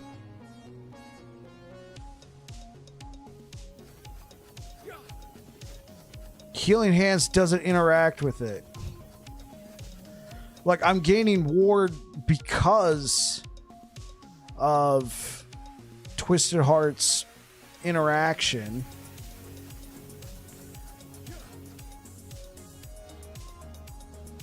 But also, you generate... The faster this is going down, the more ward you generate and retain.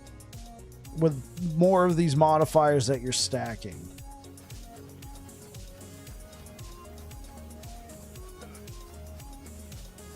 Now, this is obviously not as good right now.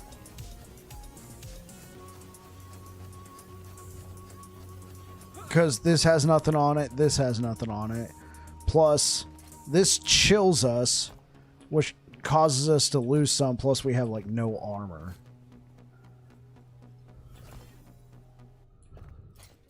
Frostbite Shackles gives 1% ward retention per 1% uncapped cold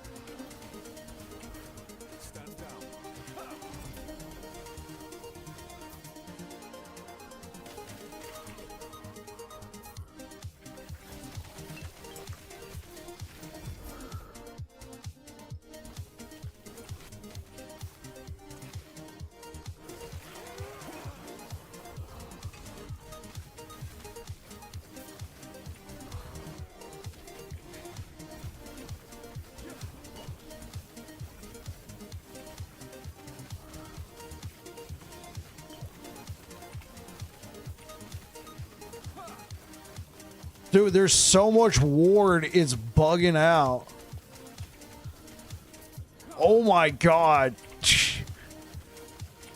There is so much ward, it doesn't know what to do.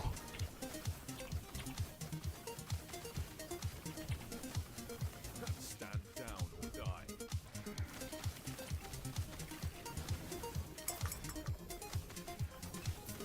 Am I excited for the Diablo 4 changes? Yeah, the seasonal theme looks really simple.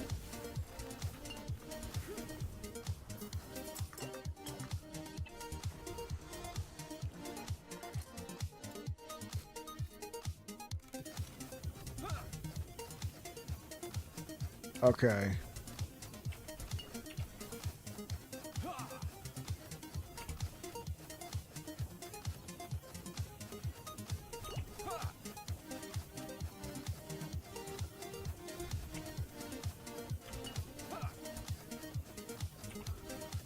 This isn't even my final form yet, man.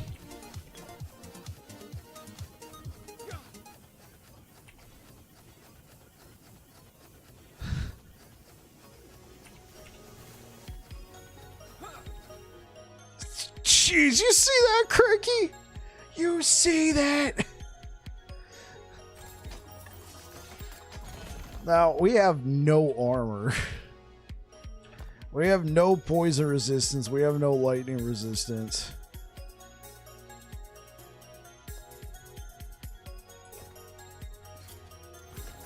Yeah, Mike, I'm excited for the changes. We'll be checking it out next week.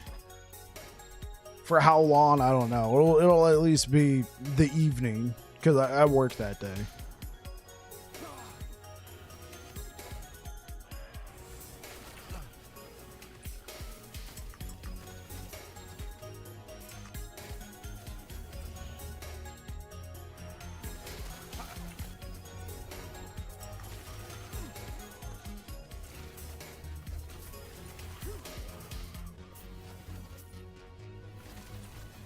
Stand down or die.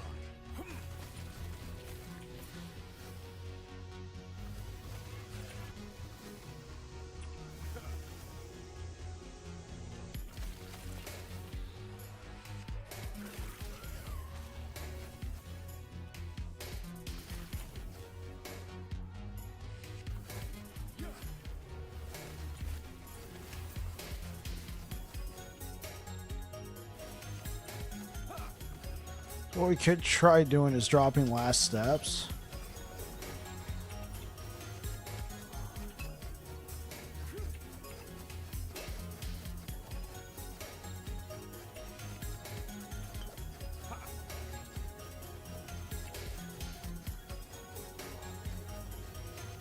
Yeah, last steps was messing with the ward generation. Okay. So let's put that on with even more.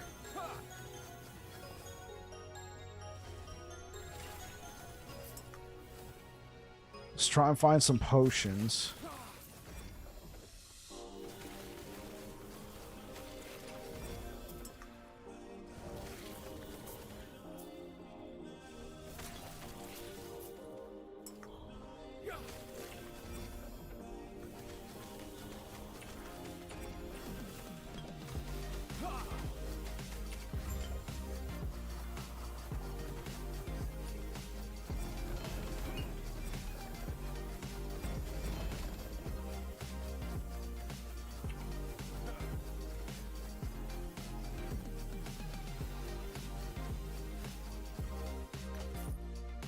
Okay, so I do think the Twisted Heart.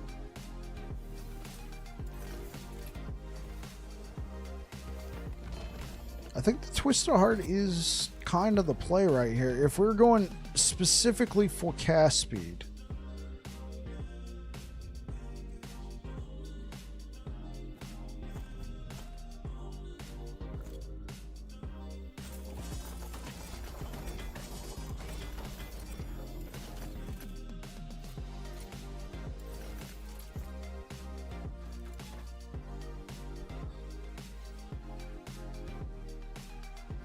I think you'll try it out, be a rogue archer. I think I'm going to play either druid or barbarian. I think I'm leaning towards Druid. Just because I haven't played it in a while.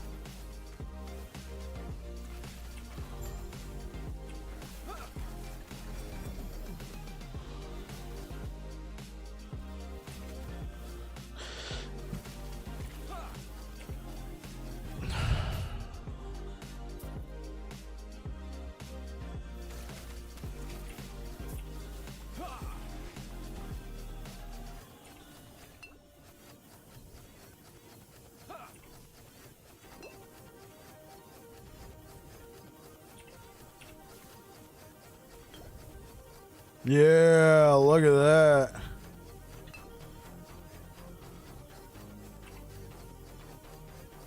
Now I'm out of potions here, but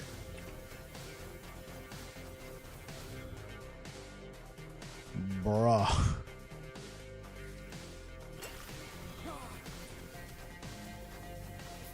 Yeah, it doesn't know what's going on, man.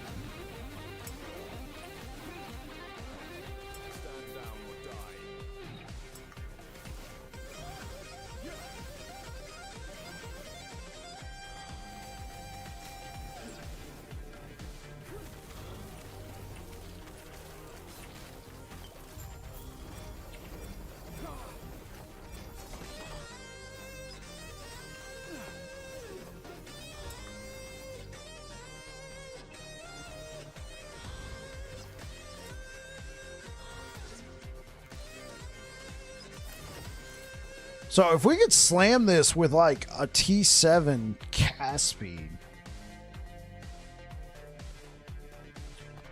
Because we also get the benefit of the extra... We get the benefit of the extra point, right? We get the benefit. Now the one thing is we have like no armor.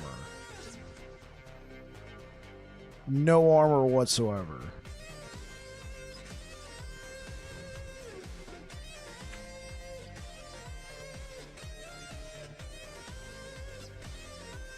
Yeah.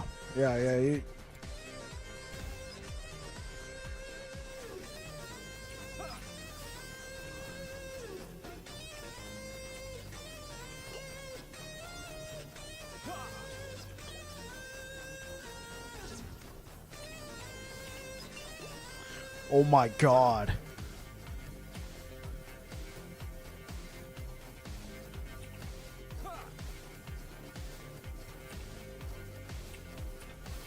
Well, I'm out of potions.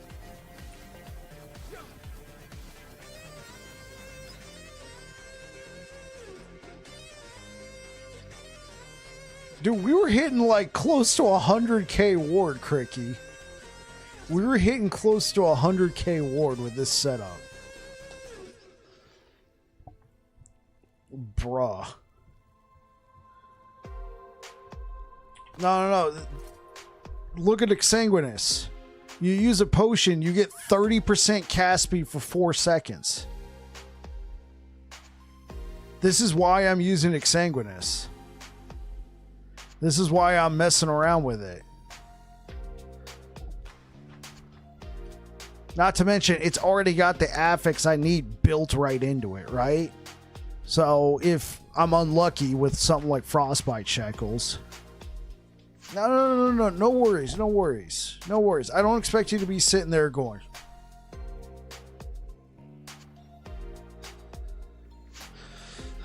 I mean, thanks for being here. I'm explaining why I'm doing what I'm doing. Why I'm tinkering with what's already been established. One reason why I could see, like, sure, we got all of that. We got all that ward, but then you look at our armor. Like, what's going to be the point if we're pushing, 1k corruption and we take one hit that does 80,000 damage? Ooh, we're at 100,000 ward. Well, we took one hit that just decimated. So, I mean, this is purely for, ward padding. I'm going to go use the restroom chat.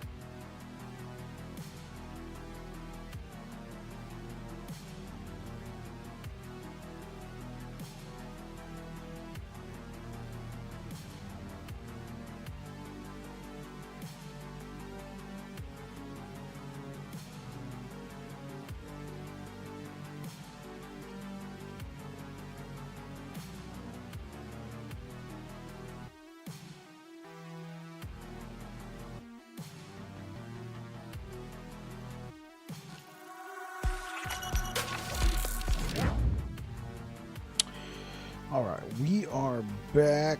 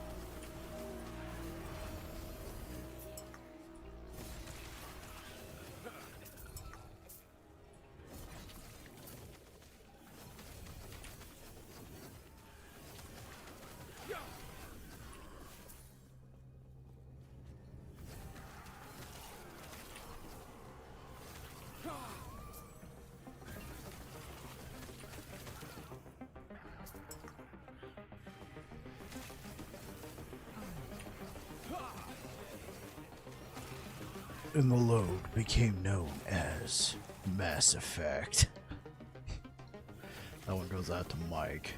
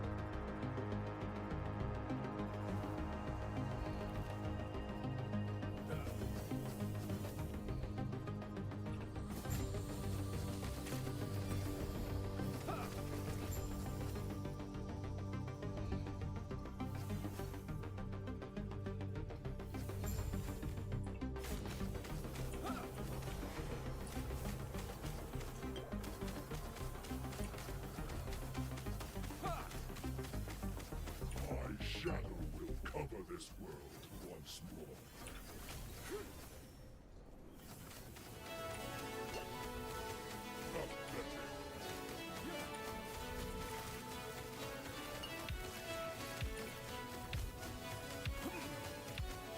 My vengeance will be painful.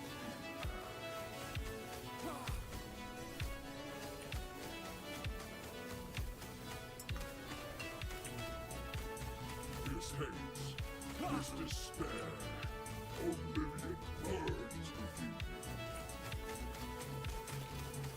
you. This world earned its will. Do you deny it? My shadow will cover this world once more.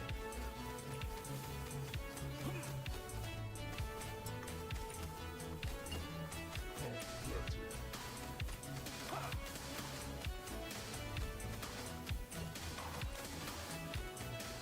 My vengeance will be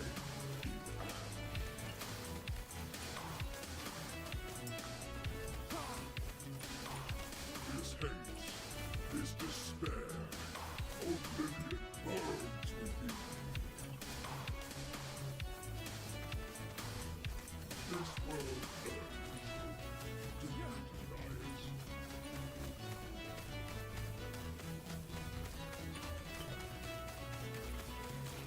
My shadow will cover this world once more. Do you think I will Jeez. do anything?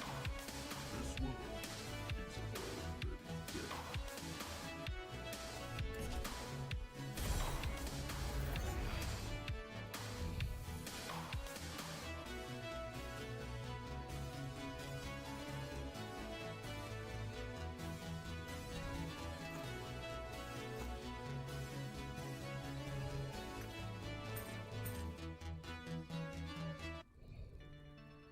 Oh my god, I found another 1 LP Eternal Eclipse. Oh.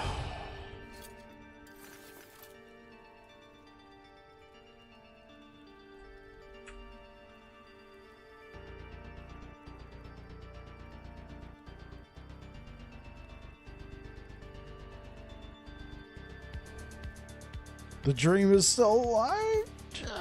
This guy. Dude, so against that boss, bro, with this setup, we hit, like, we spilled high. I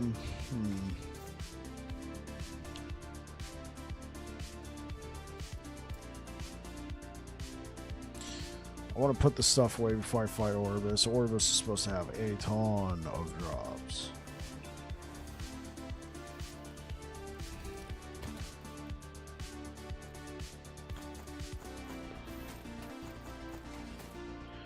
Yeah, we hit like almost 90k ward against the boss, and it's not even fully set up yet, so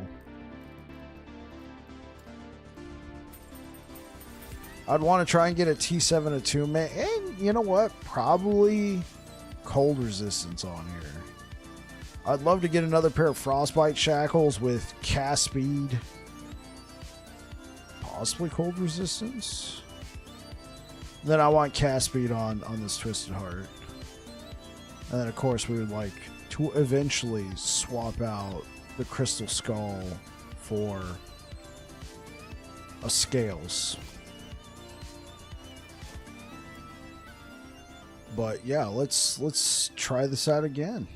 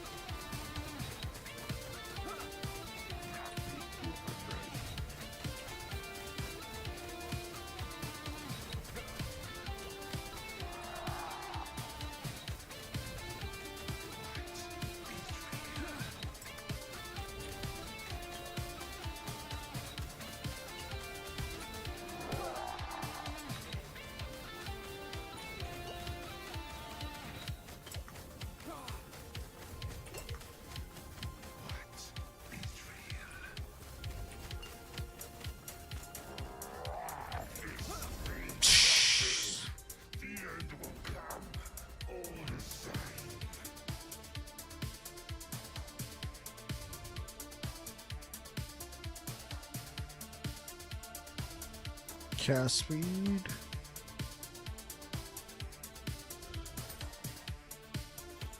Cast speed. Alright.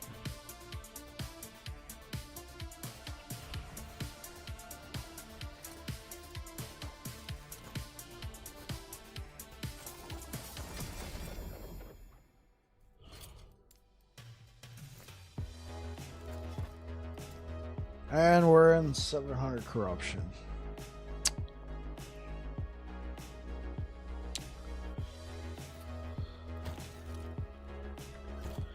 Okay, so let's go back to the old setup.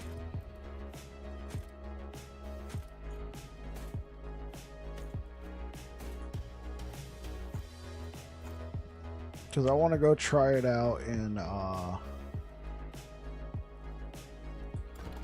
want to go try it out in the arena.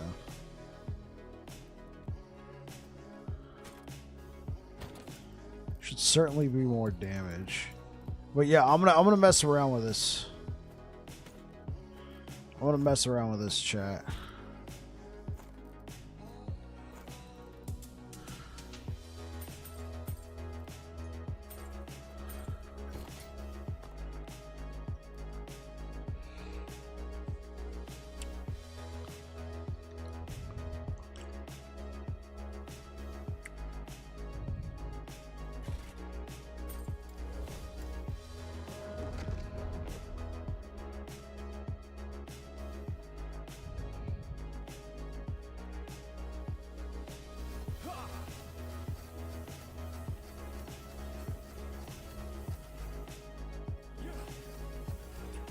Stand down or die.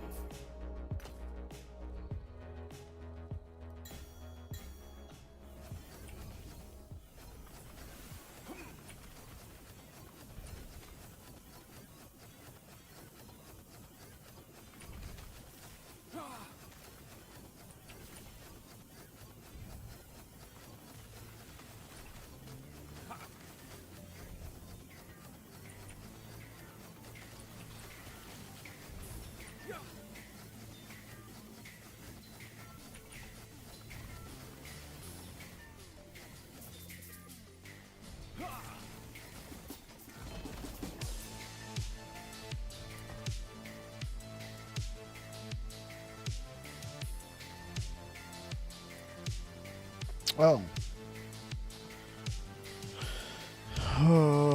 Okay.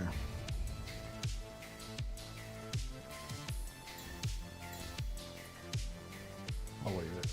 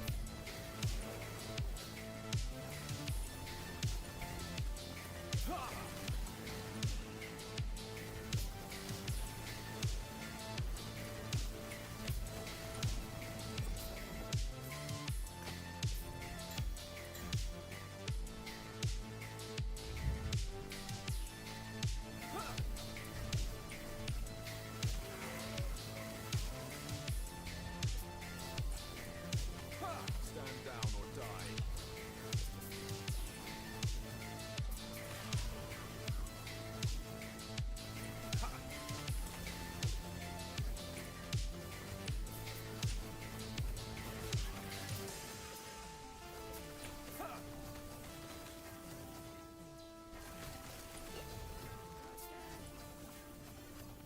Stand down or die.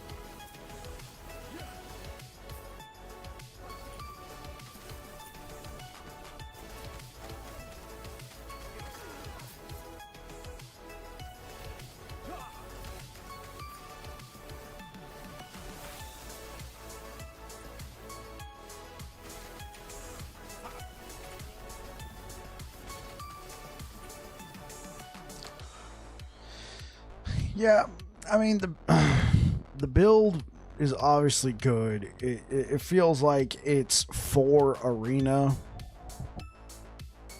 I mean, look, we just cruised to 190 waves without even thinking about it, right? But I don't know. It's kind of, it's lost that, like, at least for me, it's kind of lost that spark. It just auto goes out, hits the enemy. You barely even have to move.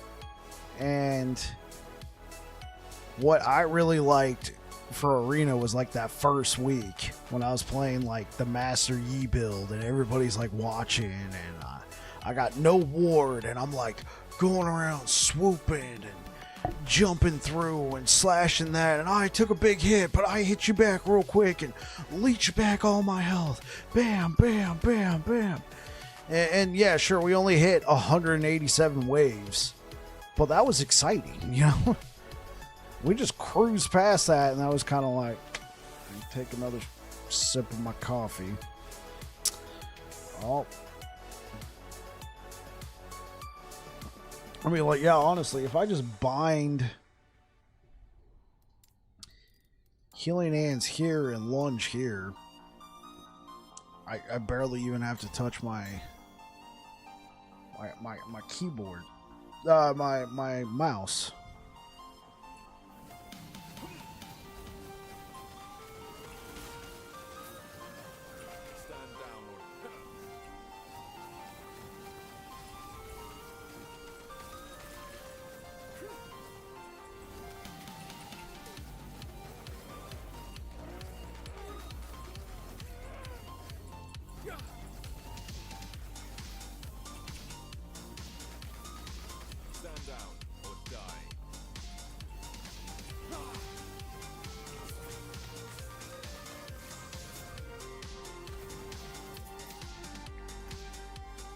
No, I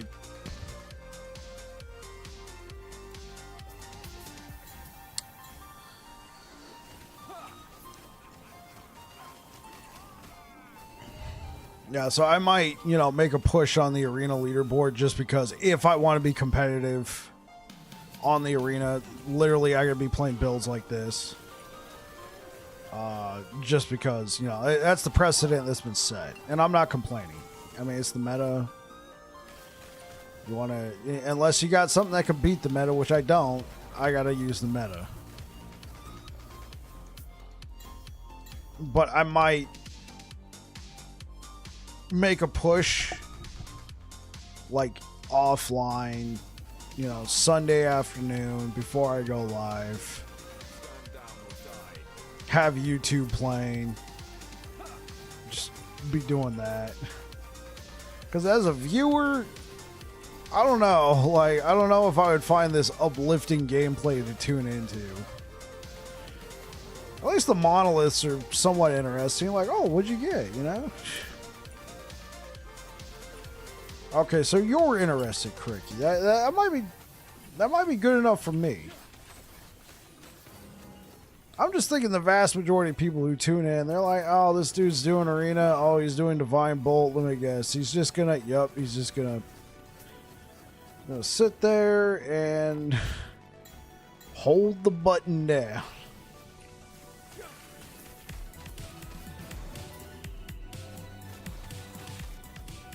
Like, I'm about to beat my old record that I worked hard on Smite Hammered in. It was 234 waves.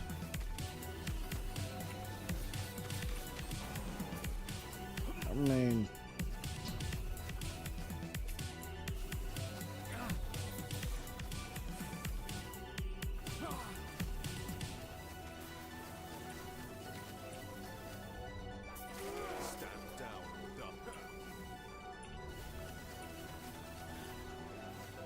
okay, well, now it's getting a little bit more interesting. Like, those guys hit me and they did a ton of damage with the arrows. Like, if I was playing, well, no, if I was playing my old build, I would have had much more armor to compensate. I will say it is starting to get a little bit more interesting. Now they're hitting for some dips.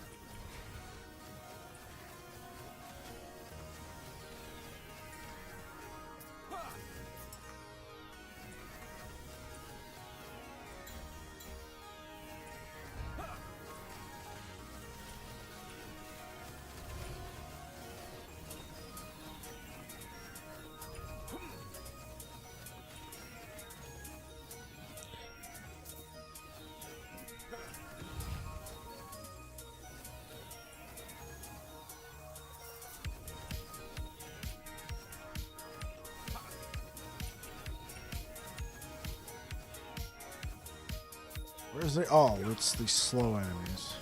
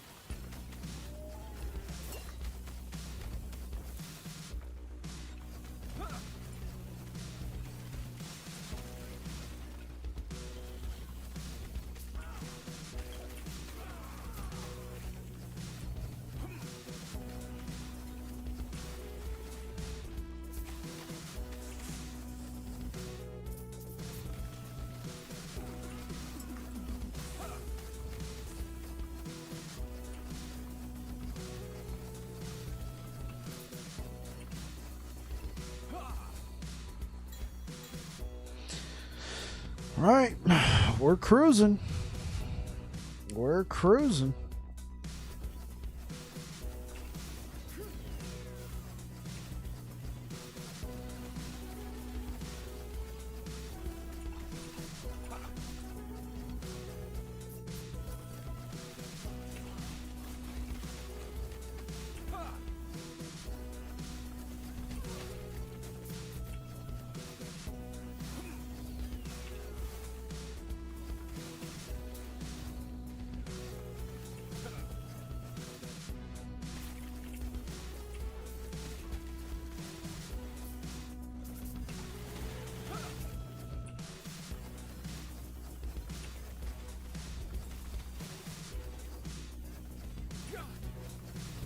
Oh, you like the flame trail, Mike? Sorry, I don't know when you said that. I must have missed it.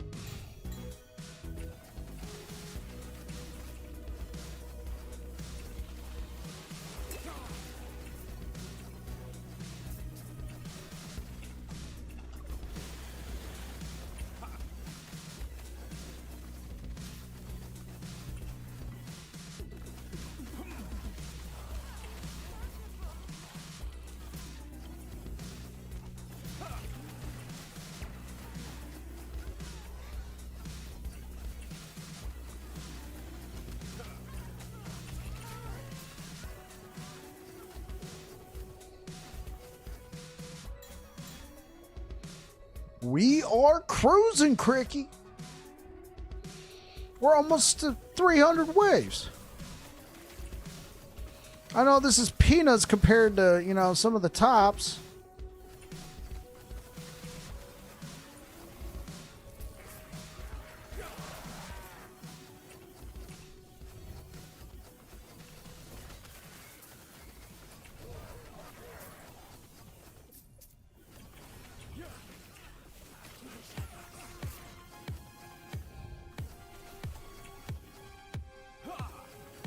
Yeah, it's funny how easy it looks. You remember me sweat my ass off just to get 230 waves with Smite hammered in?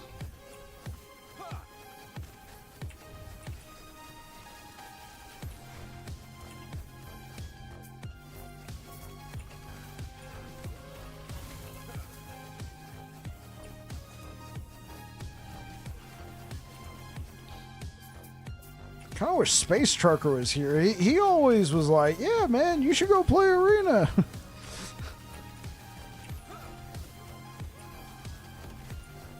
Yeah, I know. Heart palpitations, blood, sweat, and tears. And look at me now, Chet.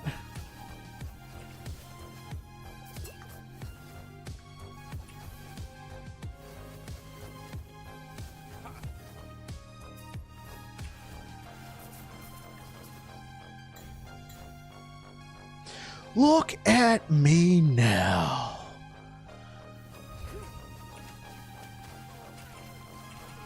Oops.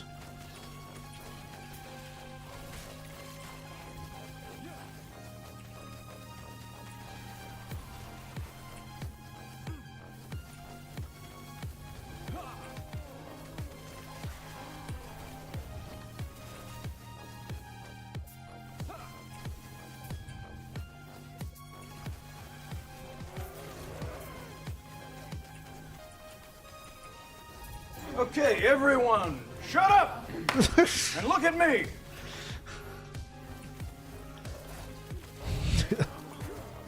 I like that. I like that. Ron Swanson, man. Absolute legend. Thanks for the bits, man. It really is. Yeah, Nick Offerman was the perfect actor for that role, man.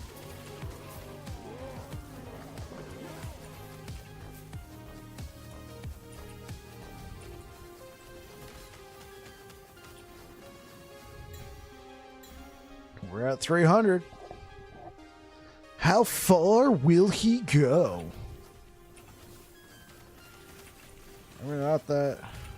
Maybe not that far if those guys keep rushing me like that.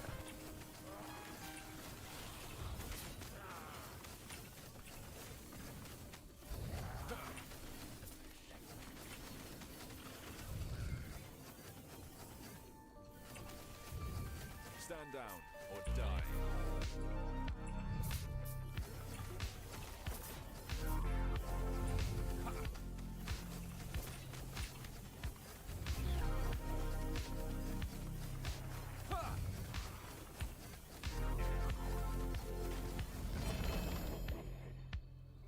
Actually worth a damn? Nope.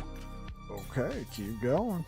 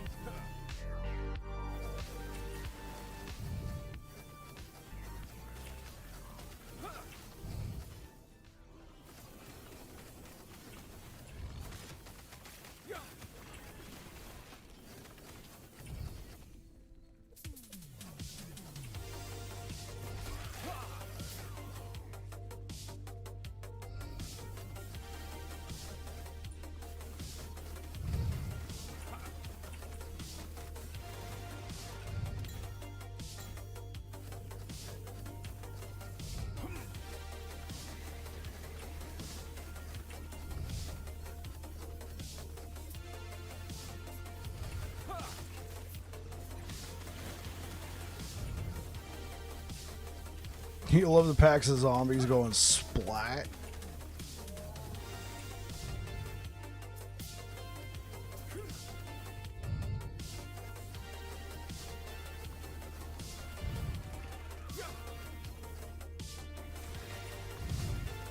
Stand down or die.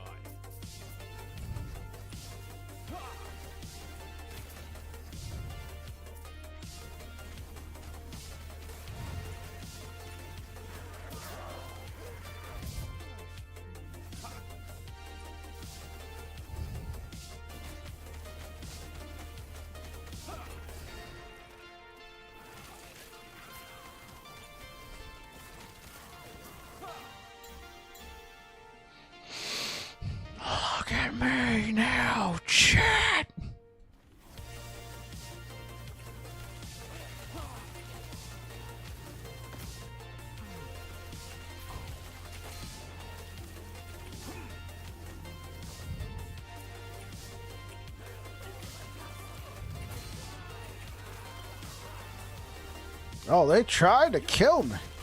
They're trying to kill us. I know, Dad.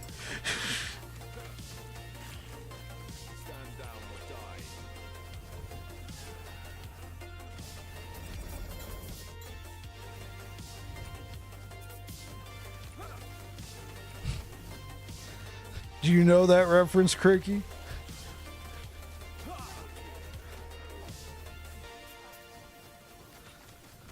Do you know that reference?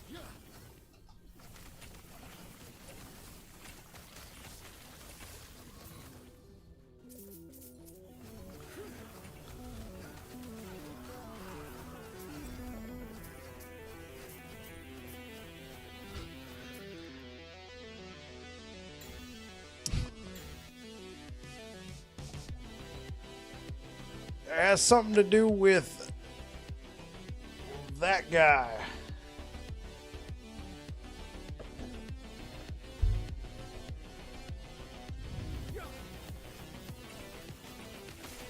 In case you didn't see it, Indiana Jones.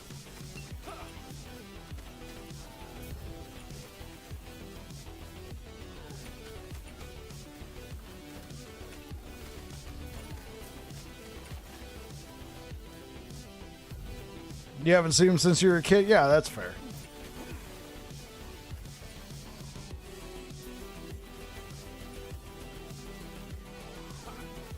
Indiana Jones and the Last Crusade.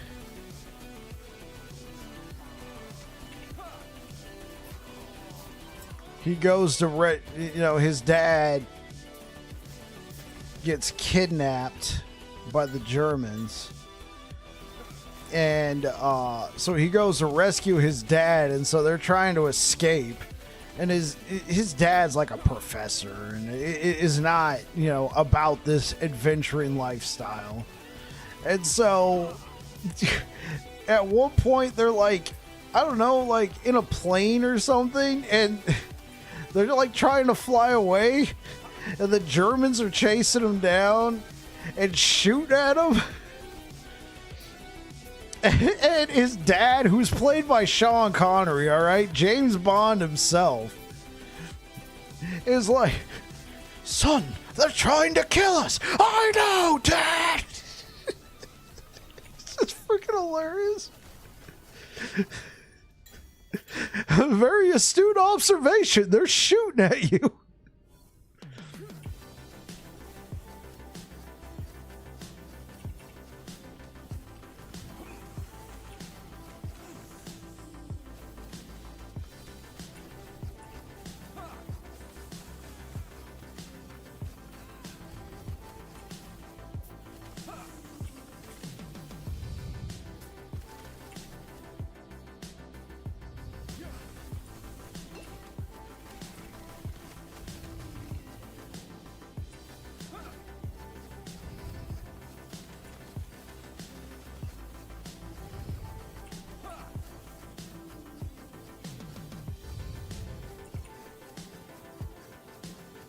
Oh, yeah, exactly.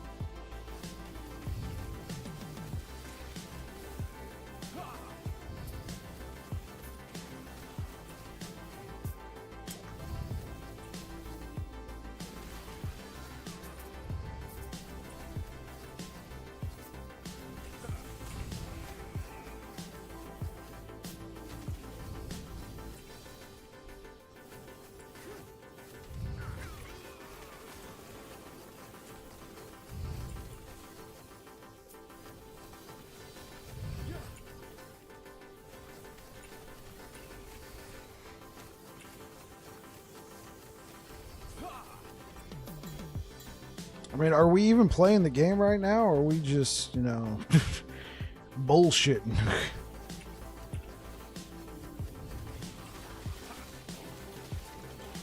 So, Quirky, what are you playing right now?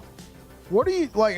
Yeah, I understand you're probably playing Last Epoch, but what are you playing? Like class, build, level of difficulty, what? Oh, that guy almost killed me. Almost, while I'm sitting there with 20k ward instead of 60.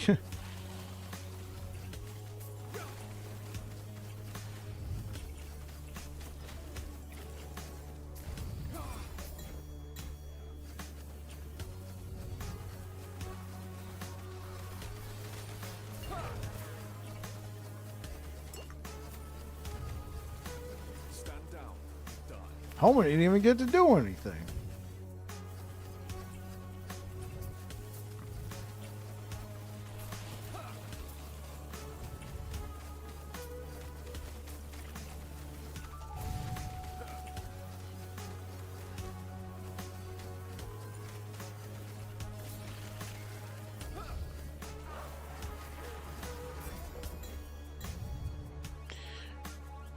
I'm playing a Frostclaw right now. Hit level 100 on him earlier. Just working on gear. Regular online, no. Going back to SAF next season. Hey, that's what I'm talking about.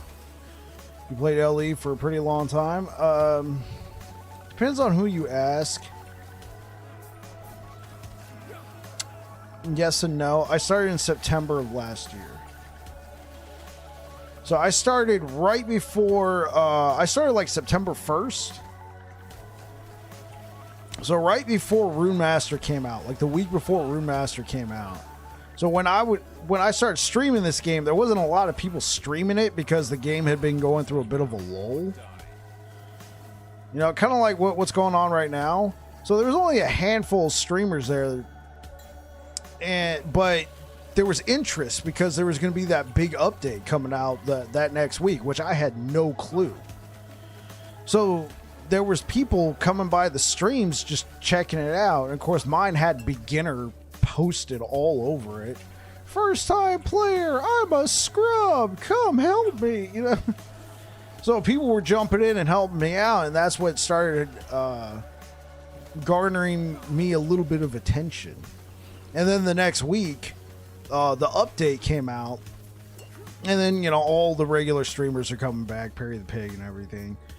But what's funny is that first week, like the second day I was streaming, Perry the Pig actually stopped by my stream. He didn't really say much, but he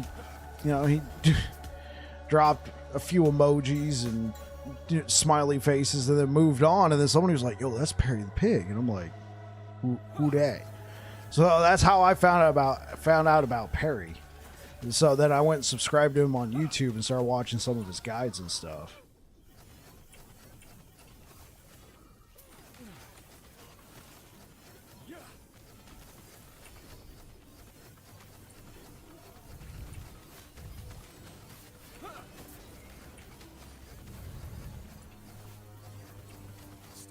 Oh, yeah. This build right here is Perry's build he set up for it. So there was somebody else who had, like, I don't know if they developed this, but they certainly pushed the build to great heights. They were doing 2,500 corruption plus. So Perry went and took a look at that guide. He shouted that person out in his video and then said... And then was like, okay, here's a link to their build. Oh, well, here's a link to their video.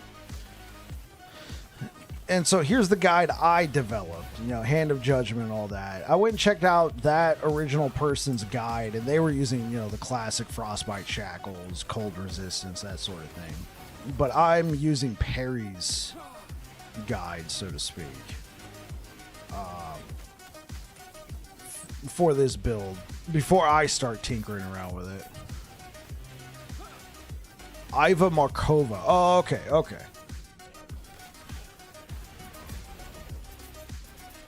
Do we know if Iva Markova designed this build?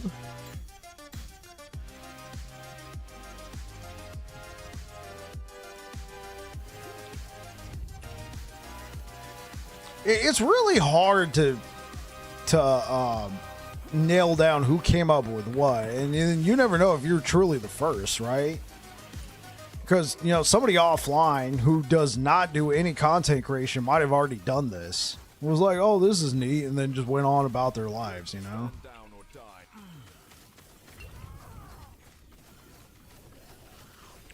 So basically, when it comes to credit, I credit where I got the build, which in this case is Perry the Pig. Perry the Pig credited where he got the build, which was Iva Markova.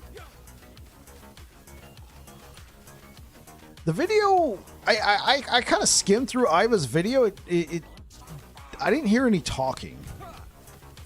That person did come up with it. Okay, cool. I didn't hear any talking. They were just... No, like I said, I skimmed. I heavily skimmed through it. I didn't hear any talking. It just looked like a lot of them demonstrating what it looked like.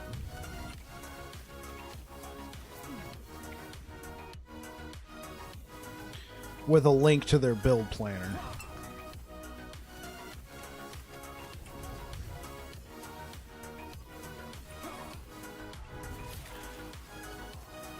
Yeah, I did my build after watching their videos before Perry posted this. Got it. Okay. So you had already checked out Iva's build for this.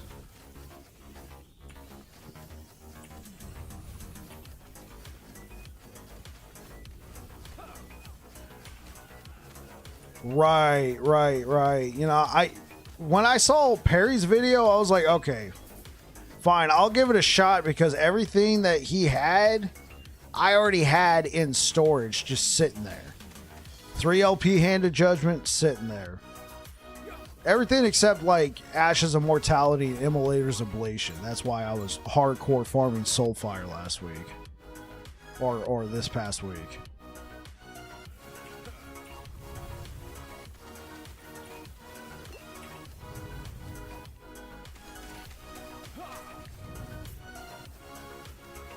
Okay, so Cricky, how far did you push this build?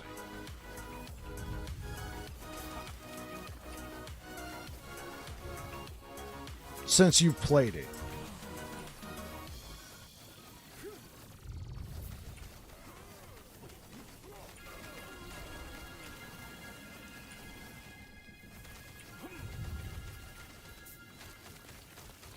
Not super far, I got bored with it. Yeah, I already feel like I'm probably, by the end of... I think by the time Diablo 4 Season 4 is launching, which is not this Tuesday, but next Tuesday, I will probably have had my fill.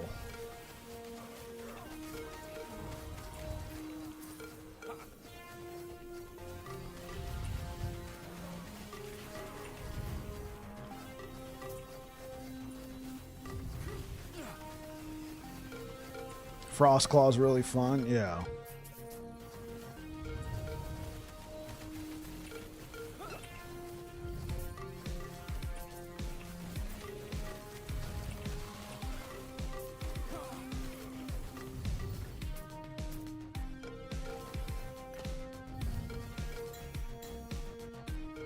Well, we've just gone past 400 waves.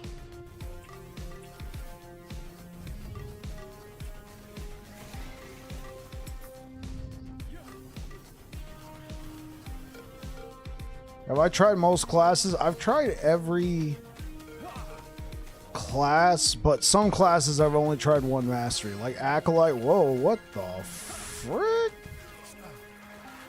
Like Acolyte, I've only tried Necromancer.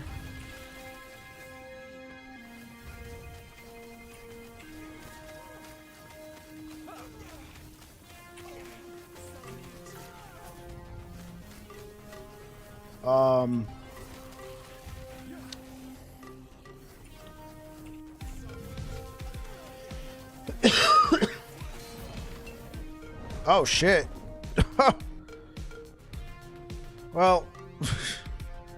Well, damn. And it's always those fucking diamond matrons too. Like, goddamn, I gotta go through and delete all one cough and you're down. I gotta go through and delete every fucking diamond matron because I was trying to move and I think I picked up one of the amulets. Every diamond oh no, I didn't. Okay, I gotta delete every. I gotta delete every single diamond matron prophecy, man, because that's, oh god, that I've died. I think most of my deaths in arena have been to diamond matrons dropping prophecies. I don't know. I think what happens is it also creates like a little in the game system when you got all these things running around. So whatever. I'm not gonna trip. What? That puts me back in the top 10. Now, oh yeah, that freaking just iced my ass.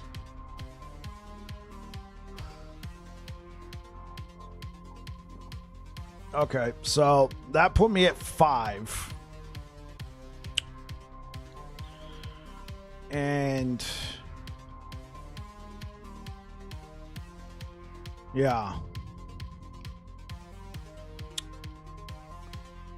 Yeah, that put me at 5 just for casually playing a little bit. Yeah. So we'll try it again. If we use an arena key of memory, it'll automatically put us at wave 200 something. So what was that? That was less than an hour. And we hit wave 403. Now, like that. Like I would like to refine the build a little bit more before going back in.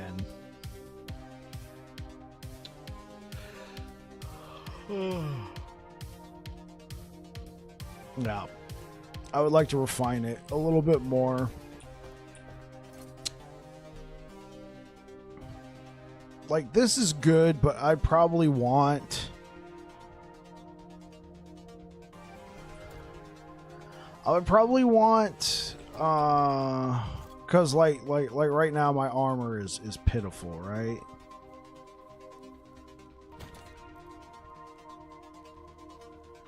You know, I'd probably want something like this with armor on it, but I'd want it like a T6, T7 attunement.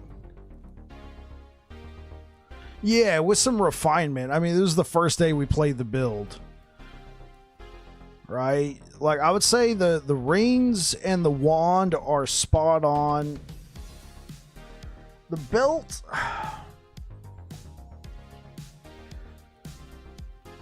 I think the belt's good. I think the belt is good. Because we got that T6 fire damage on there. Yeah, champions with attunement give us that 700 armor. Plus, if we can get any percentages... Like, honestly, we could probably even... Honestly, I probably should have been running that. Yeah, because look, our armor goes up to 406. And then it goes up to 57% while we're ignited, right? Because we gain that bonus. And then it goes back down. Bam. While ignited, bam.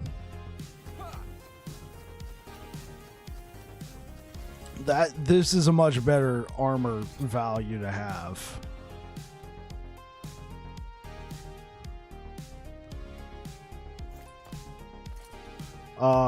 This is it right here, 43%. T5. Like, I'd be fine with this if like that attunement. I would be fine with this if that attunement was the T7. Like, if we swapped the mana and the attunement, bam. This would be perfect. Obviously, I probably wouldn't want mana, but I should probably be rocking this over something like this.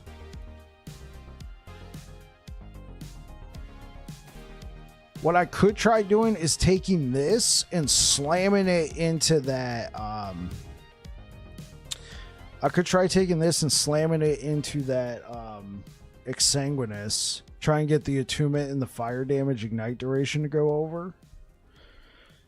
Now my armor would be hella low, but then I'd get all the benefits of Exsanguinous when using a potion, you know, with a 30% cast speed.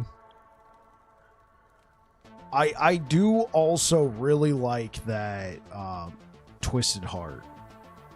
If I can get a Twisted Heart with like a T6, T7 cast speed on there, I know we'd be kissing off that healing effectiveness and then the armor that we get from here, but we'll be generating more ward to possibly compensate for it.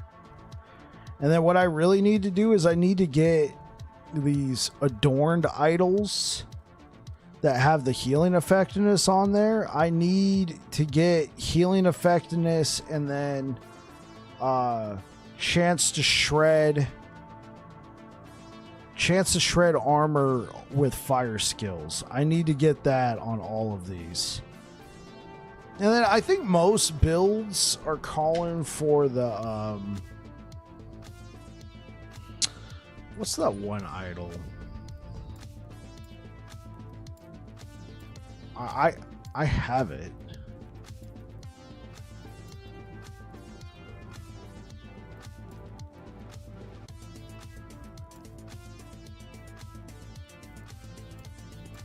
There it is. Throne of Ambition. I think most of these builds are calling for Throne of Ambition. Probably because you get more fire damage and armor. I guess my only thing is it only works when you hit a boss or a rare enemy, right? But I mean that's good. Let me just slap this in here right now. What's my lowest? That would be it. So yeah, I'll lose some healing effectiveness.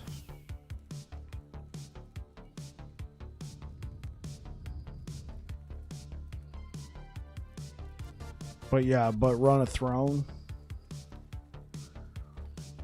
Up to 20 stacks. So 2 times 20. That's 40% more fire damage. Yeah, I should probably be running this.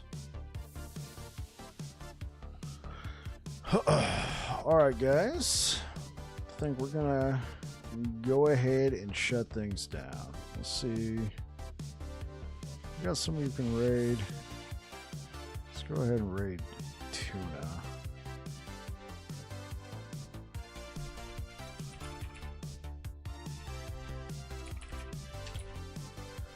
Alright guys, I'll be back again tomorrow. We'll be doing more Divine Bolt. Paladin, I'm going to send you guys, if you're over here on Twitch, over towards Maple Tuna. He's a cool guy. He plays a lot of hardcore. Anyway, I hope to see you guys again tomorrow. And yeah, you guys take care. Cheers. Catch you later, Cricky. Thanks for rolling with me today. YouTube, thanks for rocking with me today, guys. Thank you so much for the likes. I'll be back again tomorrow. You guys take care. Cheers.